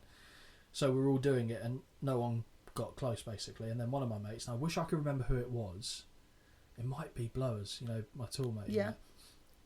And he pinged it and it went, bounced, tsh. Fuck was that? Went through the window of one of the teacher's cars. Oh dear. So Mazda MX-5, passenger side window gone. So yeah, we left the scene pretty quickly. I'll be honest. There wasn't me that did it. Just putting that out there. Okay. It wasn't me that did it. I don't even think he got in trouble for it in the end because I don't think they found out who did it. So if you're listening, you know what happened to your Mazda MX-5. But yes, that's a dumpster related story. Where has that left me with the notes? I think it's right there. We go. Not sure why, but there is a baking tray on the floor at ringside. Yeah, there are a few. And Road Dogg puts it to good use as he twats Jack with it. It's in the head. Mm-hmm. Cactus strikes back and ascends to the ring apron, but before he can hit his somersault senton, trapping the dog against the dumpster, Billy Baseball Slides drop kicks his partner out of the harm's way, causing Cactus to land in a heap. Right, okay, that's what he does. I watched this, I rewound this to even look at it and go, huh? I don't really understand what's happened here. Yeah, so Billy Baseball Slides him to knock him out of harm's way. Gunn whips Funk into the barricade before Road Dogg whips him back, and Gunn back body drops him into the dumpster alongside a camera cable, it seems. Yes. I think it was around this time that Billy then caught something because he started bleeding at this point. Yeah. And I feel like it was maybe the cable going up and catching him on the face as it went past. They shut the lid on Funk and now focus their attention on Cactus, whipping him into the dumpster, from where Road Dogg follows up with a Russian leg sweep into the metal as well. We see Billy has caught a stray from somewhere as he has a bloody nose. It's not the first one on the show either. So Rock caught a stray, Owen caught a stray, Billy caught a stray. Both challengers find their heads draped in the contraption, and the Outlaws take it in turns to slam the lids over and over again on the back of their heads. Road Dogg even jumps off the apron to do it once. Mm-hmm. Cactus gets scooped into the dumpster as Funk has his shirt ripped off him and gets chopped on his bare chest before he too is put in the dumpster. I thought this was done. At this point, I thought, brilliant, they're both in there, ding ding, finished. The lid is shut on Funk, But as Road Dogg looks to do the same on Cactus, he stands up and applies the mandible claw, or I've got here, and apple. The mandible claw. Gunn is busy prematurely celebrating and doesn't see this for a while, but when he does, he runs into one of his own. Eventually, Gunn pulls free and the dog finds himself dragged into the dumpster by Cactus. As Billy circles around, he returns to find a baking tray shot just for him thanks to the Funker. After the challengers clamber out of the dumpster, Funk hits Gunn with a street sign and Cactus makes an unusual decision to pull Road Dogg out of the dumpster and shove him into the ring. You shook your head there, so you agreed with me. It was stupid, wasn't it? Yeah. Cactus with a swinging neck breaker to Road Dogg, and Funk does one of his own. But again, a typo with a singing neck breaker. I've got this. I don't know what a singing neck breaker would look like or sound like. And I don't think I'd want Cactus to be the one doing it, if I'm being perfectly frank. Billy looks to help his partner, but is sent to the outside and is shortly followed by Jack, who hits a Cactus elbow with a baking sheet on the prone badass. I did like that. In the ring, Funk DDTs the dog on a baking sheet, and Cactus has found more plunder by throwing a broken shovel into the ring before introducing a ladder into proceedings. Brilliant. I wonder where this is going. Even more confusing than that, Cactus erects the ladder in the ring, and the challengers start to climb before Gunn hits Funk. Is this like an R-Truth bit? Gunn hits Funk with a low blow and starts hitting away at Jack. Unable to drag him off the ladder, Billy joins Cactus at the top, and the two trade blows. That is until a baking tray shot from Road Dogg sends Funk staggering into the ladder, knocking both men from the top all the way into the dumpster on the floor. Cool spot, that. And it's alright, but when they showed the replay, obviously when Funk goes back into the ladder, he doesn't do it with enough momentum. So because he hits it and then kind of does it again, and you can see him really pushing. And it's like, well, obviously you wouldn't do that. But for Funk, again, it works because he's mental. Like, we've seen him just do mad stuff, like in that ECW one night stand. Like, so him being slightly deranged and just doing shit for the sake of it works for me. But I thought it was a really good spot, and I thought fair fucks. Cactus, I'm not surprised did it.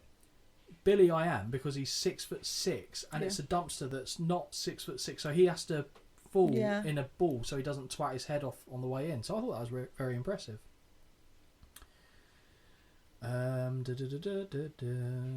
Okay. Road Dogg quickly goes to check on his partner and helps pull him out of the. To be clear, yeah. I got you. Now, standing on the apron, Gunn powerbombs Funk into the dumpster, and the Outlaws are once again prematurely celebrating.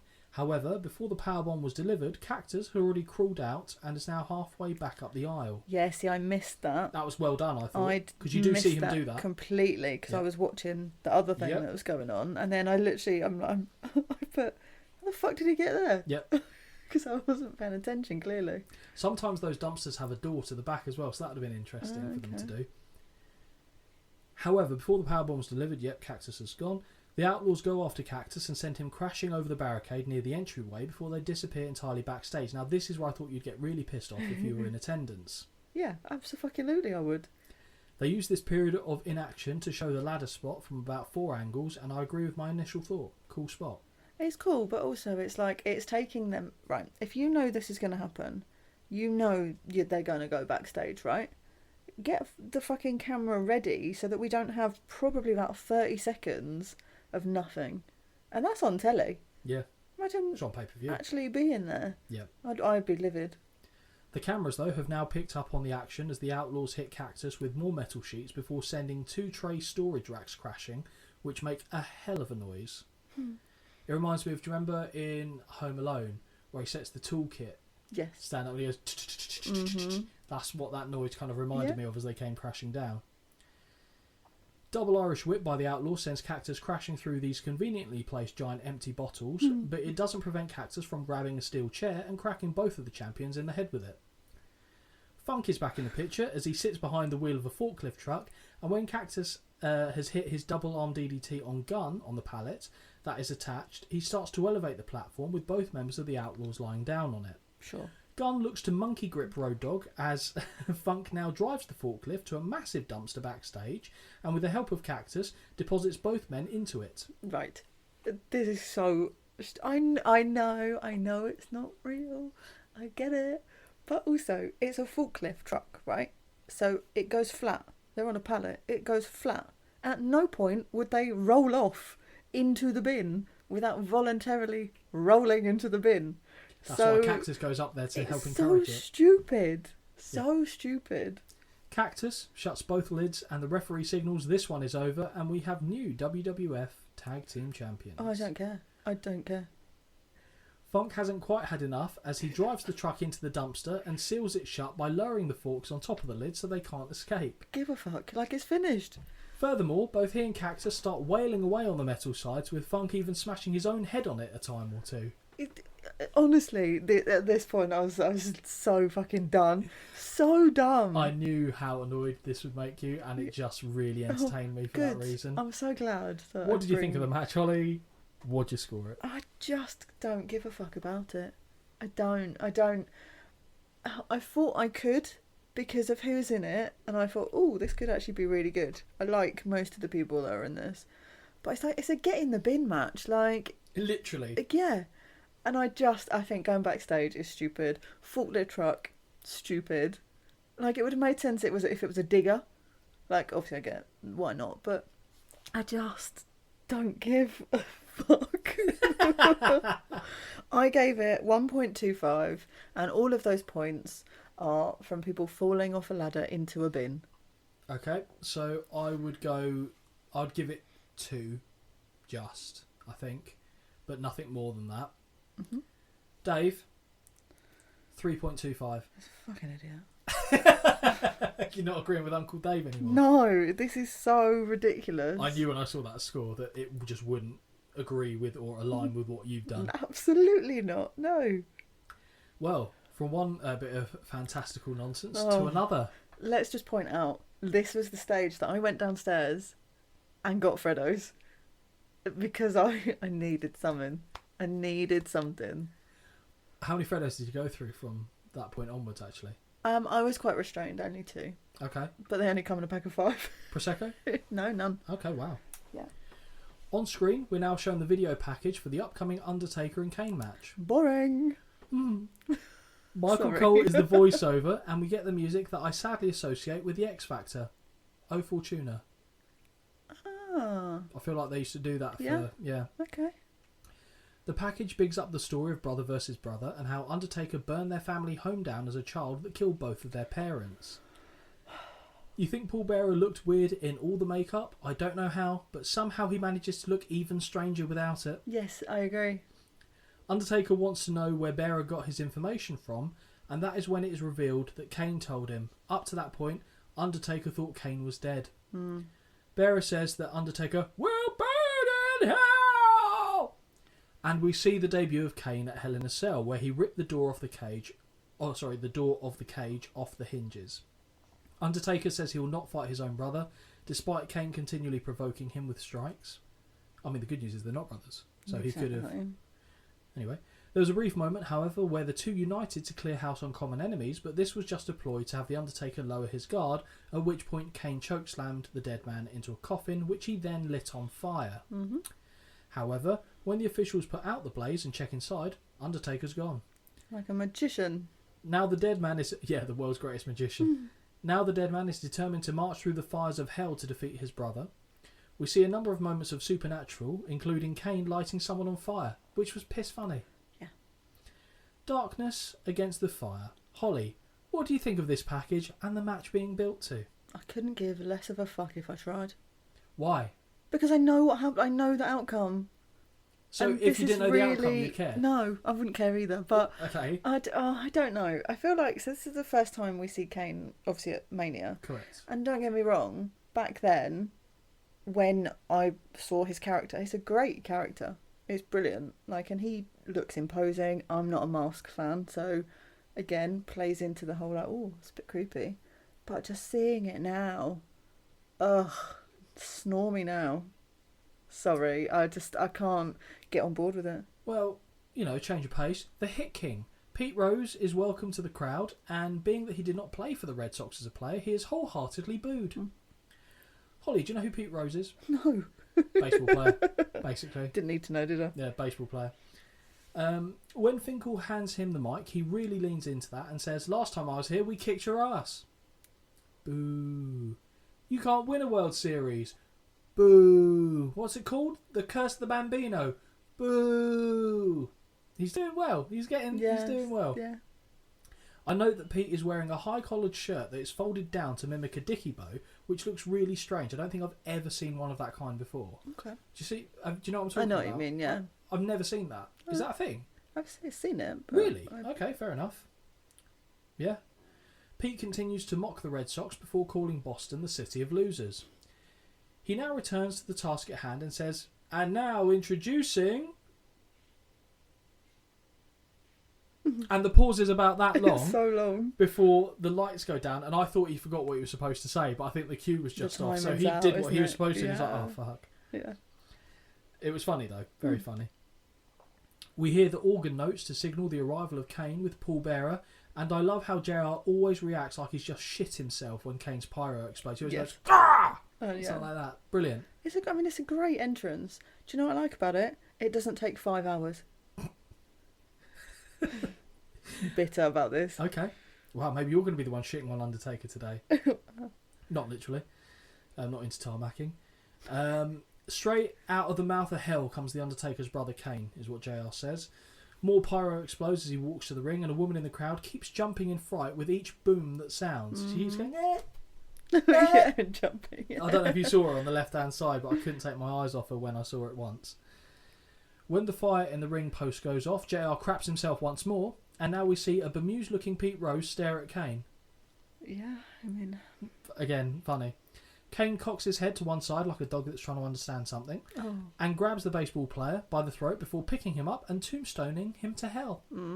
Good tombstone, you know. I mean, takes it well. The crowd goes mental, and does that mean Kane is now a face? Ooh, I see. Cool moment. Also, again, this is what I mentioned right at the start of the show, you know, where I said how is The Undertaker being booked as the face? You burned your family house down, killed your parents, scarred your brother who's looking for revenge. Why are you the face? Kane then comes out, tombstones the guy that's shit-talking the town, and he's still the heel. Yeah, I don't... I've missed something here. It's fucking stupid. The whole thing is ridiculous in this scenario. Pete Rose is placed into a stretcher, onto a stretcher, and taken backstage, still not moving. God. Oh, imagine if Kane and Pete Rose had more interactions at WrestleManias. Oh no, what is that face for? The match. Oh no. Kane with Paul Bearer versus The Undertaker. The lights in the arena go out and O Fortuna begins playing once more as torch-wielding druids make their way from backstage to line the entryway. Now, when I say torch, I mean flaming torch. They don't come out trying to find the power switch to... I knew I had about 25 minutes here to spare, so... I was okay with that for my notes. Well, yes, I mean, it's fine, but also boring. When all the druids are in place, I bet it's good in person, though. Yeah, I'm sure it is. When all of the druids are in place, we see lightning strike and the Undertaker's music begins to play. The Prince of Darkness, wearing a Dracula costume, one size too big, walks between the druids, and it's a very good visual in all fairness, and is sometimes still used in highlight packages of the Undertaker's career. It is, and yes, it's a good entrance, but it's just too long for me. It really... My attention span is weak. Like, chop chop. I just know the next question I've asked you, and I know what the answer's going to be. Oh, no. Holly, does this have a big match feel to it? No, I don't care. I think it did. I just didn't care about it. I didn't care about the match, and I've seen it before, but it felt like a big match feel. Yeah, I suppose with the effort with both of the intros, but I've said this before, and I'll continue to say it until it's that day. I struggle to care about the Undertaker matches now, at all. At WrestleMania? Yeah, because I know how they finish. Okay. And I just don't care. What are you going to do, though, about the shows where you've actually seen all of it, though? You're going to care about any of the matches? Do you think I'm going to remember? Well, it took you a few to remember the Taker one, to be honest. Exactly, I'm not going to remember those. Come on. The bell sounds, and the men go eye to eye, which is also a piece of footage that has frequently been used in the years that followed. Undertaker is the first to move as he strikes Kane with 3 big right hands before Kane misses with one of his own. Taker continues to strike away, backing the big red machine into the corner. The ref orders the dead man to back away, and he marches the official down before running into a back elbow from his brother. Kane grabs Taker by the neck and throws him into the corner, but misses the follow-up, allowing Undertaker to once again punch and kick away. Reversal of a whip sees Taker hit the buckles, but Kane runs into a big boot on the charge. Arm twist by the dead man, and I was getting very emotional thinking what he was about to go for here, but he didn't. Oh, you thought he was going to go up and... I really did. But Kane hits him with a short arm clothesline. Taker hits the canvas, but immediately sits back up. More deliberate strikes from Taker, but Kane reverses the whip, misses the clothesline, but does catch his brother, turn him upside down, and looks to tie him up in the corner. Unfortunately, the execution isn't quite there, but Kane stamps away as Taker is in a heap upside down, so it's fine. Yeah. Now Kane walks the official down. Must run in the family. Mm. Taker finds himself choked on the canvas before Kane unloads with right hands in the corner. Corner whip sees Taker hit hard, not once, but twice. Win twice. Mm. On the second, Kane follows in with a clothesline. We hear Paul Hebner. I haven't seen... Oh, yeah, because they mentioned him, didn't they? Mm. They said he was ill in hospital and watching the pay-per-view from his hospital bed. So I must have had him on the mind here. But it wasn't Paul Hebner. I don't know who Paul Hebner is. We hear Paul Bearer shout, "You should have listened, dead man! I told you so!" That's about it. Kane front suplexes is the... Oh, yes! It's like Herbert the Pervert, isn't it? Funny. The Family Guy. Yeah. We hear... And he said Paul Hebner again. Kane front suplexes Taker over the top.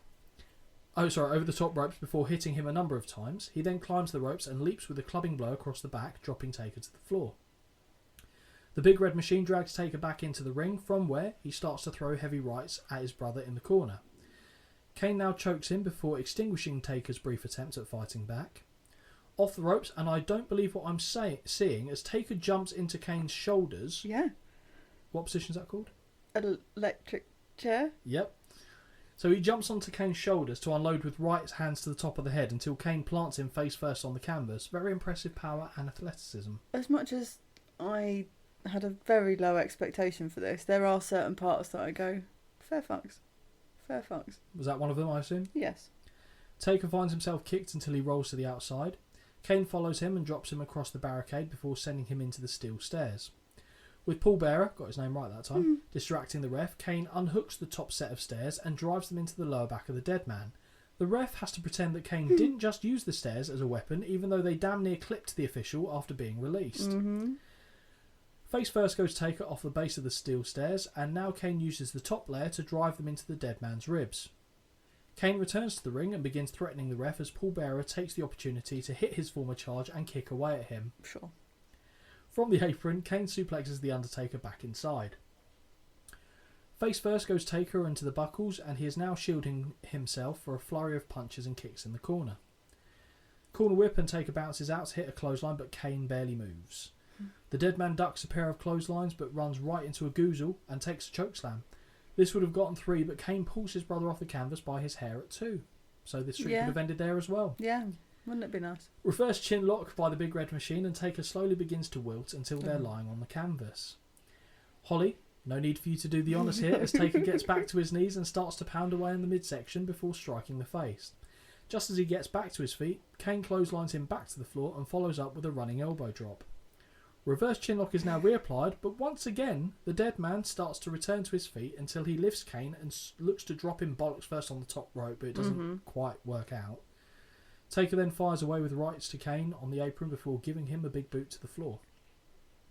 As Kane is gathering his senses, we see Taker go sailing over the top rope, but Kane sidesteps and the dead man goes straight through the Spanish announce table, with Hugo Savinovich taking a spectacular slow-motion pratfall.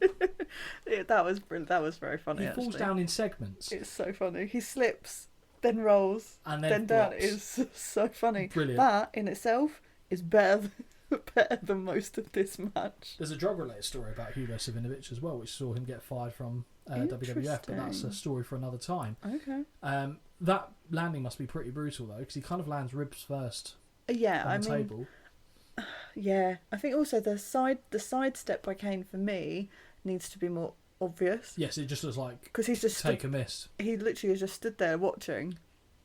Yeah, he kind of sees him coming and goes, and it's more like he leans out the way than takes a step out the way. Back in the ring, Kane has climbed to the top rope and hits a top rope clothesline that gets a 1, 2. I don't know why I need to specify he hit a top rope clothesline from the top rope, because he would do, because he's on the top rope. Yeah. Undertaker kicks out. Taker is covering up against the ropes as Kane continues to club away. The dead man begins fighting back, and the two are trading right hands. Taker ducks a clothesline and scoops his brother up for a tombstone, but no, this is reversed. And thank God Kane is strong, as Taker throws his weight up there for Kane to catch, which he just about manages before hitting a tombstone of his own. Yeah. That was like, I was like, oh God, because that's what he did with, do you remember when, with Reigns and in their Mania match, and it was just horrendous.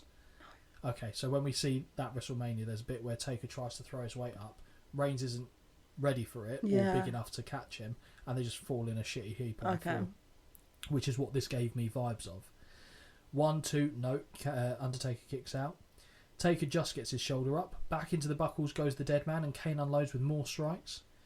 Taker fights back at his brother, and now Kane looks to be in trouble as he is dropped with a clothesline. Back on his feet, and he blocks the big boot attempt, but gets chokeslammed instead. Damn you to hell, says Paul Bearer on the outside. Kane struggles back to his feet, and Taker scoops him up for a tombstone. 1, 2, no. Kane gets his shoulder up. JR cannot believe it. Nobody has ever done that. Big leg drop from Taker, but Kane sits up and gets back to his feet. Second tombstone. 1, 2, nope. Yet again, Kane gets his shoulder off the canvas. The dead man goes to the top rope and connects with a flying clothesline, but Kane once more returns to his feet. What have you got? God, I feel like this match is never going to end. Well, pleasingly, third tombstone. And with a regular hook of the leg, we get the 1, 2, 3. But even then, Kane just missed kicking out, which is supposed to show how demonic and unstoppable he actually is. At least that's a little bit, believable, I guess. I don't know, like all of a sudden he doesn't just go, oh yeah, I'm done. Yeah. Right, fine. I guess maybe it's 4 or 5 and then he wouldn't have moved. Yeah, maybe. With the bell sounding, Paul Bearer grabs a chair and enters the ring, shoving the ref over before kicking away at Taker. As Bearer begins instructing Kane, Taker drops the blob with a right hand and falls down himself to highlight how exhausted he is. And also, out of those tombstones, the best one Taker hit was the last one. I thought that looked the cleanest of the 3. Kane grabs the chair and cracks the dead man with it before tombstoning him on the steel. Bearer is leading Kane by his hair, shouting instructions, and they now take their leave. As Kane's music hits, Taker sits bolt upright in the ring, cutting it short, and now we get the gong and the music of the rightful winner. Taker rolls out of the ring and staggers his way backstage. JR says he has never seen The Undertaker physically dominated like this, but again, we're forgetting Giant fucking Gonzalez. Giant Gonzalez dominated Taker more than anyone. The end. Maybe the only person that compared to it is, I think in their first match, the Giant Khali, the Great Khali did a number on Undertaker as well. Holly, I think you might have let a few things slip about your thoughts on this match in general, but what were your takeaways from it? I just struggle to be. What's the word? Engaged. Thank you. Yeah, I mean, I don't know. Also, I mean, I have put a couple of comments in here which are probably very harsh, that just says, bar a couple of clotheslines, the 45 tombstones that we see. 4, to be clear. There's not much else in there really, apart from punch kick affair. Yeah, which. Yeah. It's a lot of the Attitude Era, though. I know. But I feel like if you put them both in their primes, and you could say this is their primes, and they could do any type of wrestling they want. I don't see it looking much different. No, I know. I'm not saying I want it to look any different. I just don't. It's not for me, and I don't know why. But I appreciate also that they're both big, tall people, and heavy and strong, and there are certain moves that they do that I hate that are done fairly well. I don't know. Give me Kane tagging with Daniel Bryan over this. Absolutely not. I knew you'd get that reaction. You say things to kind of test me sometimes, I think. Yeah. What did you score it? 2. You gave it a higher rating than Dave, 1.5. No, fine. I don't mind. I go 2, I think, because there was a couple of moments I quite liked. It did have that big match atmosphere. Was it great? No. Was it bad? No. So yeah, 2 is where I landed for my scoring. Okay. We now get another package where we see Freddie Blassie, Killer Kowalski, and a number of retired professional wrestlers, including Gorilla Monsoon, talking about when they wrestled, there were no pyrotechnics. They didn't fly over the top rope, but they can still hear the crowd. But now, they cheer for them. So it's showing that, like, we're proud of our legacy, but all the people that used to wrestle for us love the current stuff. Yeah. Like Mae Young giving birth to a fucking hand and all that shit that's yet to come. Loved it. Gorilla. Imagine Gorilla calling that, and him and Jess. Oh. We'll get them again. Don't worry. There's shows where they're on. Now. Yeah. Promo package. We're nearly there. Yeah. We get a DX-infused video highlighting the ferocious Mike Tyson in the ring, alongside his recent involvement in the Federation, most notably his altercation with Stone Cold Steve Austin and how it made mainstream news. We see Mike Tyson aligning himself with DX after teasing fighting Shawn. The voice of JR asks Mike if he can be a fair and impartial enforcer in the match. Mike says that people better get with the program. We are also shown footage of Austin time and time again getting dropped with sweet chin music, and we hear Tyson say, "I will knock him the fuck out," although fuck is bleeped. Yeah. Another voice asks Mike where he will go after such a big event like WrestleMania 14. His answer? WrestleMania 15. Yeah, okay. Now, Holly, you remember me decrying the use of a celebrity like Lawrence Taylor at WrestleMania 11? But using Mike Tyson is a completely different animal. Mm-hmm. Tyson is on another level and has enough mainstream credibility or attention and focus that, when coupled with the rising attitude of the WWF, it was like a perfect storm. Yeah. It made so much sense for him to be there and involved. So this is one of the few celebrity involvements where I've gone, yeah, that works. That's really good. It adds something and probably did get extra eyes as well to the product. But now, it is time for our main event of the evening. Yes, gosh. Shawn Michaels with Triple H and Chyna versus Stone Cold Steve Austin for the WWF title and the special guest enforcer, Mike Tyson. Before we go into the match, okay, what were you expecting here? Not a lot.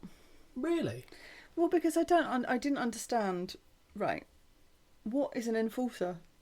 Just basically make sure that order is kept. I thought, until he comes out, I thought they're just giving him a fancy name for him to be a special guest ref. And then he came out not obviously in a ref gear, and I was like, okay, maybe. Also, yeah, the suck it thing he does, really awkward. I don't know why, but seeing him do it doesn't work. I've got it. It's a bit icky. Yeah. A little bit. Yeah. It's a bit special. And I don't know why. No, I agree. I know exactly, yeah. But, yeah, I mean... But Shawn Michaels, Stone Cold, in a match. Yeah, I hope it would be good. But because of the whole DX, Tyson, and I don't remember any of this. Yep. I'm sure, well, having seen it, I know there's clips that are taken from it that I've seen in later life. Couldn't tell you anything about it. But I just, in my head, I'm like, cool, this is just going to be filled with shenanigan after shenanigan, and I'm not here for it. Wasn't too much shenanigans, actually. No, I know. In hindsight, past Holly is now aware of this. And current Holly will forget within the next 48 hours. Well, I don't need to retain it now. No, you don't. That's right. Howard Finkel announces that it's now time for the main event, but first of all, we're introduced to the special guest enforcer, Iron Mike Tyson. Flanked by Tony Guerrero, now you know what he looks like as a wrestler as well, and Pat Patterson, Tyson makes his way to the ring in a DX shirt and crotch chops somewhere between 100 and 3,000 times on his way to the ring going, this is what I'm supposed to do. Basically what I'm thinking he's going through his head at the time. Odd. We now hear the rumbling drum beat as we see Stone Cold march his way towards the entrance backstage and the crowd buzz with excitement. Yep. The glass shatters and Boston explodes at the arrival of the challenger, and what an incredible reception this is. Gave me goosebumps. You felt it. It was really, really... I'm getting goosebumps now thinking about it, actually. Austin salutes each corner in turn, only acknowledging Tyson's presence after that is said and done, going face to face with Iron Mike, who's mouthing off at the rattlesnake. Backstage, we see Shawn Michaels, Triple H and Chyna make their way to the entrance. And it's at this point here I went, oh, I'm not getting the gift that is the music. Oh, I forgot about that. Yeah. Of course, yeah. Sad times. And even though Stone Cold clearly got the better reception, Challenger comes out first. Yeah. Fine. Okay, right. So backstage we see Shawn Michaels, Triple H and Chyna make their way to the entrance. Hunter flips the camera off on his way past. The DX band ask if we're ready. And we now get the entrance of the WWF champion. Holly, what do you make of the entrance for the defending champion, who is dancing on stage with the DX band as I type this? Yeah. Outfit, great. But the hair, horrendous. Next question. Also, what do you think of Michaels with braided hair? Oh, stop. Seriously, that was the next Take point. it back a year. Like, oh, yeah, no. Sorry, but no. So we've already gone past the Michaels sweet spot then? I think we might have. Yeah. It didn't last very long. And, you know, I don't want to upset you, but this is his last Mania for 5 years. To be fair, actually, I do remember actually later on. Okay. The crowd are so very loud in their chants for Austin. They want this. They need this. The bell sounds and we're underway. Austin circles and Tyson swipes for his leg, causing him to pause. JR on commentary says that nobody has ever outperformed Shawn Michaels in a big match environment, and it doesn't get any bigger than this. Michaels is dancing around before they lock up and pulling a number of hittable faces, in my opinion. Mm-hmm. Austin eventually grows tired of this nonsense and serves him with 2 middle fingers, which wipes the smile off the face of the little champion. Of the little champion? I didn't even put little. I just said that there. I was just getting annoyed at his face. Slip. Yeah. Shawn ducks a tie up and connects with a left jab before returning to his dancing ways. He then repeats the sequence. Austin loses patience and charges after Shawn, who flees to the outside and chases him back inside. He misses the first clothesline but levels him with the second, and the crowd explode. Shawn gets a tour of 2 of the top turnbuckles, and as Shawn scampers to escape, Austin grabs him by the tights and we get a full moon in Boston, because obviously Shawn has to get his arse out. Right, okay.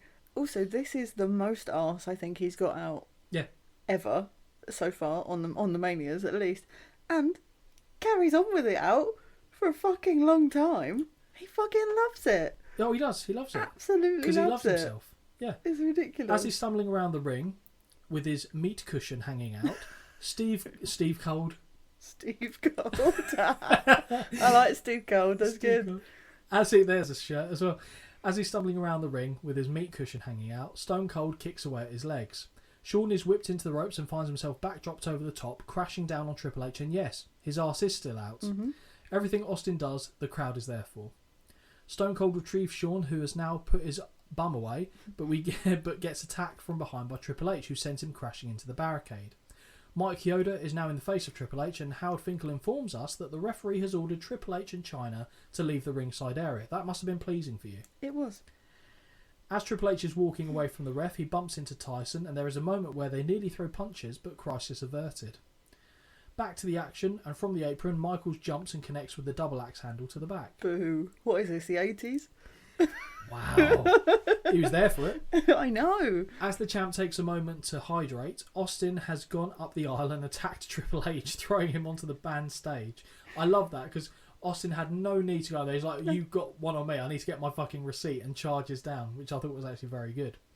Michaels is in hot pursuit and clubs Austin before hitting him with a standing cymbal from the drum kit. Might have been the hi-hat, in fact. Before Hunter heads backstage, we see him throw a water bottle, and now Austin is opening up with big right hands on the champion. Reversal of a whip sees Austin crash into the dumpster from earlier in the night, but not the one the New Age Outlaws were trapped in. Reckon anyone's let him out yet? I think that's probably the one with the door on the back, if I'm being honest. Shawn has hold of Austin by the head and walks him back to the ring. From the apron, he leaps to the top rope, but jumps directly into a right hand from the rattlesnake to the gut. 2 big right hands, and Michaels hits the buckles hard on a whip as he goes upside down before flaking to the canvas. That has to suck with the injury he has going on. Very much so. We'll cover that later. How he does anything, I'll be honest. And you can see it in his face. He's not a good enough actor for that to be a put on. Off the ropes, and Austin hits an inverted atomic drop before getting a count of 2. Single hand knuckle lock by Stone Cold, who yanks away at the arm until Shawn frees himself with a right hand. Michaels ducks a clothesline but finds himself stun-gunned over the top rope. A nice little nod back to Austin's former finisher, but this only gets a 2. Stone Cold looks for a stunner, but Shawn pushes himself free and heads to the apron, from where Austin cracks him with a right hand, causing him to fall face first on the announce desk. That looked like it sucked. Face first goes the champ off the steel stairs before Austin rolls him back into the ring, where he drives the point of the elbow into the sternum. Yeah. In the ring now, actually a point just before I get to that. Ooh, Have you noticed that a lot of stairs have been eaten, but only 1 ring post, and that was for the dingus of Triple H? Oh, I noticed. There's still there's still some time. But in the ring now, Austin drops an elbow to the neck of a crawling Shawn and follows with a second to the face that leads to a near fall. Not accepting the result, Austin covers again for the same outcome. Reverse chinlock by the Rattlesnake. After a while, Shawn fights his way back to his feet and escapes with a jawbreaker. Oh. From the outside, Michaels drags Austin to the ring post. Drink. Looking to wrap his drink. looking to wrap easy, we'll get there. Looking to wrap his knee around it, but Stone Cold is prepared and uses his legs to run Shawn face first into the post instead. I quite like that. Drink. There it is. Yeah, it's good. The two men make their way past Tyson and Austin rams Michaels' face into the barricade, although Shawn thought it was going to be the timekeeper's table, so there was a slight miscommunication on that one. Austin, with a head of steam, charges at the champion but finds himself backdropped into the fans. The ref apparently misses what happens next as Shawn dings the ring bell off the skull of the challenger. These refs need to go Specsavers. Also, where's the blade job here? This is way more damage than he took against Brett. Yeah. They roll back into the ring where Shawn hits a double axe handle before raining down punches from the mounted position. Mm-hmm. You can tell Shawn is in absolute agony with his back. Just look at his face. He's like grimacing. Mm-hmm. He stamps on the head of Austin before sending him into the buckles, and we now get a chant of Holyfield directed at Tyson. Thank you, because I didn't have a clue, and I think even on comms they go, don't know what they're chanting. And Shawn gets confused by it, and he kind of stops what he's doing to work out what the chant is, but I'm pretty sure it's Holyfield. Okay. Snapmare from Michaels, who shouts "damn it" due to the pain it caused, and he goes back to the mounted punches once more. Stomp to the solar plexus before Michaels flips the crowd off, but Austin dump tackles him and unloads with a flurry of quick rights, much to the delight of the fans. Stone Cold sends Shawn sailing over the top to the floor, but as he grabs him, Shawn this time successfully wraps the Rattlesnake's leg around the ring post, not once, but twice. So we're doing a double drink here. In fact, make it 3. Hey, just chug it. Michaels uses the ring post to help him climb up the steps and re-enter the ring because he's just struggling to walk at this point. Shawn raises Austin's knee high into the air, now drives it into the canvas. He shouts at the commentary, "Who's the toughest SOB now?" Shawn is working over the knee of the challenger, talking it sideways, but as he looks for a figure 4, finds himself booted into the buckles and rolled up for a near fall. Michaels quickly gets a takedown and drives the knee back into the canvas before driving his weight into the joint over the bottom rope twice. Austin rolls to the outside by commentary, and the champ hits a baseball slide drop kick that sends the Rattlesnake sprawling over the desk. Tyson assists Austin, returning to the ring by giving him a nuclear wedgie. As Stone Cold starts mouthing off at Tyson, Michael seizes the opportunity and chop blocks the injured knee from behind, and that looked brutal, actually. Yeah, it did. At the second time of asking, Shawn applies the figure 4 and grabs the middle rope for extra leverage. Austin kicks out at 2, having fallen flat against the canvas on more than one occasion. Slowly but surely, Austin drags Michaels away from the ropes and reverses the hold, but Shawn is quick to escape the predicament. Back on their feet, Austin unloads with right hands before catapulting Shawn face first into the buckles, wrapping up a schoolboy pin for a near fall. The champ regains control as he slaps on a sleeper hold to the challenger. However, in order to escape, Austin runs backwards, trapping the official between the buckles and Michaels on 3 occasions, with the third seeing Mike Chioda eat some arse. Yeah. Good job Shawn's tights are up on that one. Well, cheeky. Well, whatever he does on a Sunday night is up to him. Oh, a Sunday. Well, it's a Sunday Who night does that on pay-per-view. a Sunday? WrestleMania, Sunday night, just saying. Yeah, it's not a Sunday night activity. Friday, Saturday. You don't eat arse on a Sunday night. No, you don't eat arse on a Sunday. No, I'm not partial to it then. Where have we got here? Opposite corner, and Shawn goes sky high before landing face first on the buckles. Right hands by Austin, who now gives Shawn a tour of the buckles before opening up a can of whoop-ass in the corner, stomping a mud hole and walking it dry.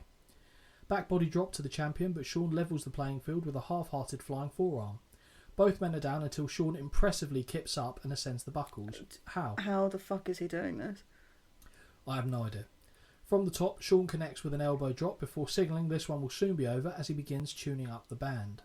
Shawn takes aim, but Austin ducks. Michaels blocks the stunner, but his second attempt at Sweet Chin Music is caught. The champ is spun around and dropped with a stunner, but there is no referee. Austin makes the cover, and in slides Mike Tyson, who counts the 1, 2, 3. We have a new WWF champion. Yeah. I don't know what that fist shape was. That's me trying to remember that I've got something to say. Okay, go for it. So, Tyson Yep. is an enforcer. Yes. He's not a ref. Well, apparently. But he's allowed to count the end of the match. Well, if the ref's out, maybe it's the enforcer's job. Maybe delegation of duties would dictate that the enforcer then becomes the ref if there's no ref. And Ken Shamrock fucked all the other refs off earlier. Oh, true. Okay. Needs must. Well, fair enough. I'm glad you explained that to me now. Well, then again, Heyman counted the win for Rob Van Dam in the ECW. So, yeah. Okay. Did you also notice, actually, a couple of times in the night, there were Rob Van Dam signs? Oh, no, I didn't. Yeah. It was a front camera as well. So, yeah. I mean, it was a few years before you got there, but still. It's coming. Quite. So Tyson raises the hand of Austin and the crowd go insane. We've got a new WWF champion.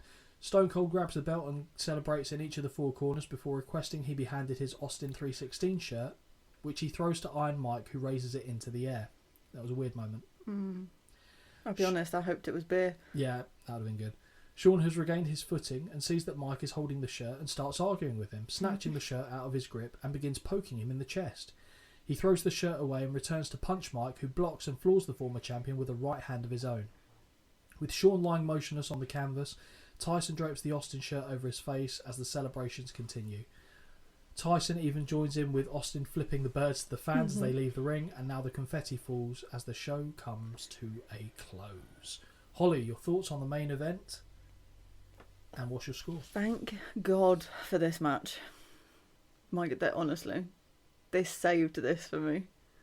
Because this Goldust was the highest rated match up to this point. Oh, God. Yeah, I think I've probably... Well, I don't know if I've overscored this one or not. Almost certainly. But because it's in comparison to everything else, it's hard not to. It's really hard not to. I enjoyed it. I was pulled in. It was... You know how I do with matches. I have to be behind one person or another. Who are you behind? Oh, Stone Cold all day long. Okay, cool. All day long. The minute Michael's binned off his proper Sexy music, I'm out. So I did enjoy it, actually. I liked that there wasn't... come on, brain, keep going. Well, you can see my brain is literally like, what the fuck are you doing? Yes, exactly. I know you too well to know exactly what you're trying to say. Like, you did this gesture earlier and I knew you meant engage. Yeah. I really liked it. It wasn't too long. Was perfect length for me. It was entertaining. It was a crowd pleaser. It was. And honestly, I think the fact that Michaels could do anything, even walking, is ridiculous. Considering my back is not even remotely close to what he's done and I am struggling to life, I have a ridiculous amount of respect. So you're not going to kip up when we're finished recording? Fucking joking, I can barely get in and out the car. Well, fair point. I gave it 3.25 out of 5. And just like that, you swung round and agreed with Dave's score exactly 3.25 really? stars. And that would be my score as well. It's just about meriting the top match of the show, I think. So yeah, 3.25 is my score as well. This match really saved this show for me. It wasn't even a great match, if we're being honest, but it was good enough and really had that crowd engagement as well. So I've got a few stories for you. Yep, go on. So the first one, guess where it's from? Oh.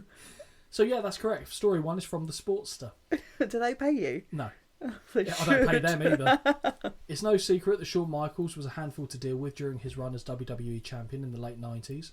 But during a match with The Undertaker at the 1998 Royal Rumble, Shawn would suffer a horrible back injury that would force the Heartbreak Kid into an early retirement following WrestleMania that year.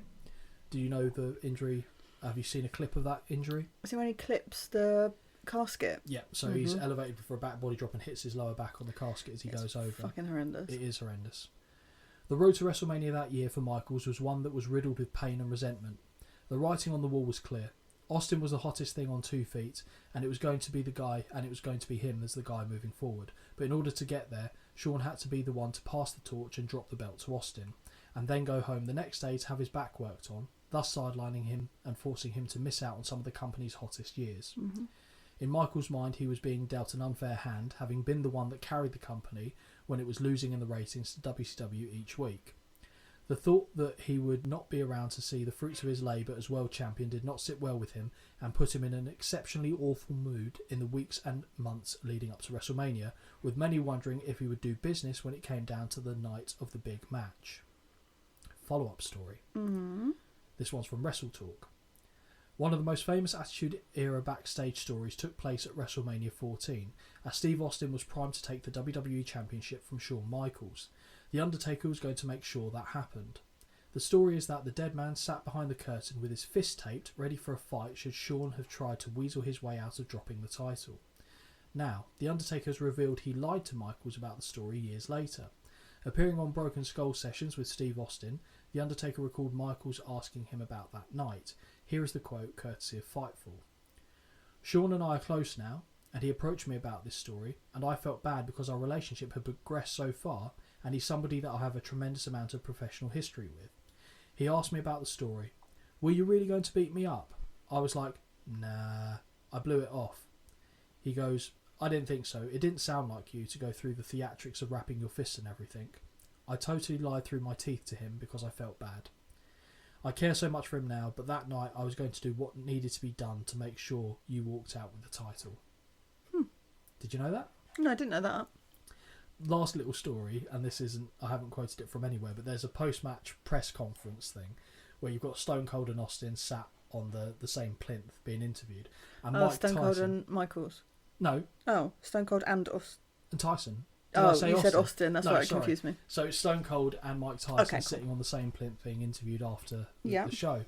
And for whatever reason, Mike Tyson really struggles with Austin's name. Okay. And he kept saying it and said it several times to the point where Stone Cold got annoyed and corrects him. And then Mike was being asked a question. He goes, my man, Cold Stone. And he goes, it's Stone Cold. It's Stone Cold. Right next to him. And it's just really tickled me. That's brilliant. My man, Cold Stone. Yeah. And that was it. Oh, okay. So they're the stories that I've got from the night. So have you got anything then? I only did... I mean, to be fair, I figured you would come with the stories because, you usually do.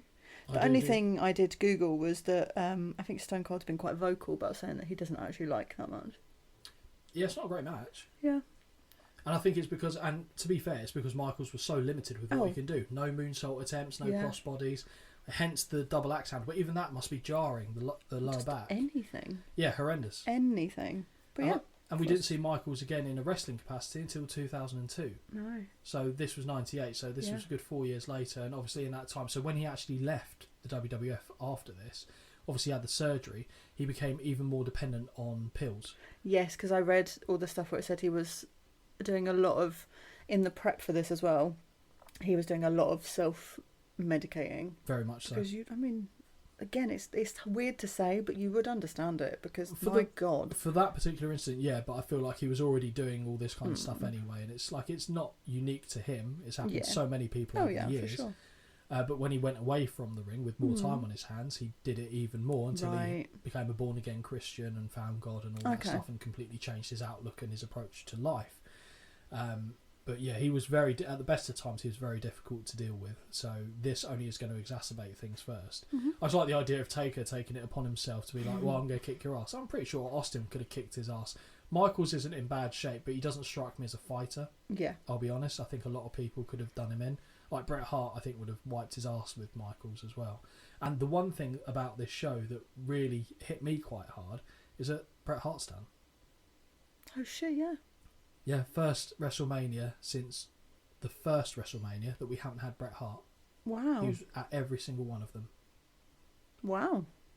Yeah. Oh, God, yeah. He snuck under the radar, didn't he? Because he was felt like a constant. Yeah. Like where Savage was the outlandish guy, and you personally felt when he was gone. I did. But you didn't even notice until I just said it that Bret wasn't there. God. And we don't get Bret at another WrestleMania until very late on, and it's not Bret Hart at that point. So, yeah, to me that's quite sad. Yeah. But what a match for him to finish on. Yeah. Against Stone Cold. We'll ignore the one that comes up with Vince McMahon later down the line. What would you score this pay-per-view out of 10? So, my little notes on the show as a whole. I have been really honest. It's a bit meh for me. Yeah. As a whole, I didn't hate it. Didn't love it. For me, it was all right. Yeah. It came. It went. So I've mid-carded it completely. 5 out of 10. I think that's fair. I think I'd go 5.5. Yeah. But other than that, I couldn't go any higher in good consciousness. One thing that's quite funny is what was the word exactly you used to describe what your thought on the show was? What, meh? Oh, so I just said to Jamie, not just yesterday, so it was about lunchtime, I said, just finished Mania. He said, I don't remember that Mania being particularly great. What was my response? Meh. Yeah, fair. That was the exact same response I gave. It was fine. It moved quick enough that I didn't feel like, oh my God, this bit's still going on. Yeah. And to the point where when there was still like an hour or so left and they only had 2 matches, I was like, how the hell are they going to drag this one out? Because I knew that the Michaels match wasn't a particularly long one for obvious reasons. And I thought, oh God, they can't give that much time to Kane and The Undertaker. But the build-up and entrances for that, when the Pete Rose thing really helps. But I think I'll give it a 5.5 would be my score. Okay. Before we head off into the sunset. Yes. It's been a session, but before we head off into the sunset, you've got the socials there that you could share I have. with the Do you not want to know listeners. about the outfits first? Oh, because it's new and I don't have it written down. Please, I do. I very much want to know about the outfits. Okay, we've got 1, 2, 3, 4 mentions here. So, one of them is the winner. Okay, so can I have some guesses? Have at it. Sable? No. Really? I liked it, but I'm just used to seeing her wearing a lot less clothes. Please don't say Goldust is on there. Fuck off, no. Okay. Shawn Michaels. Yeah. Austin won't be on there. Triple H won't be on there. Owen won't be on there. No one really in the tag team. Ken Shamrock? No, in his tiny pants. Well, yeah. The Rock wouldn't be on there, I don't think. Fuck me, we're running out of people. Kane? Kane is on there. Okay. Undertaker? Yeah. No. So Kane. This is weird. I'm trying to think who else is there.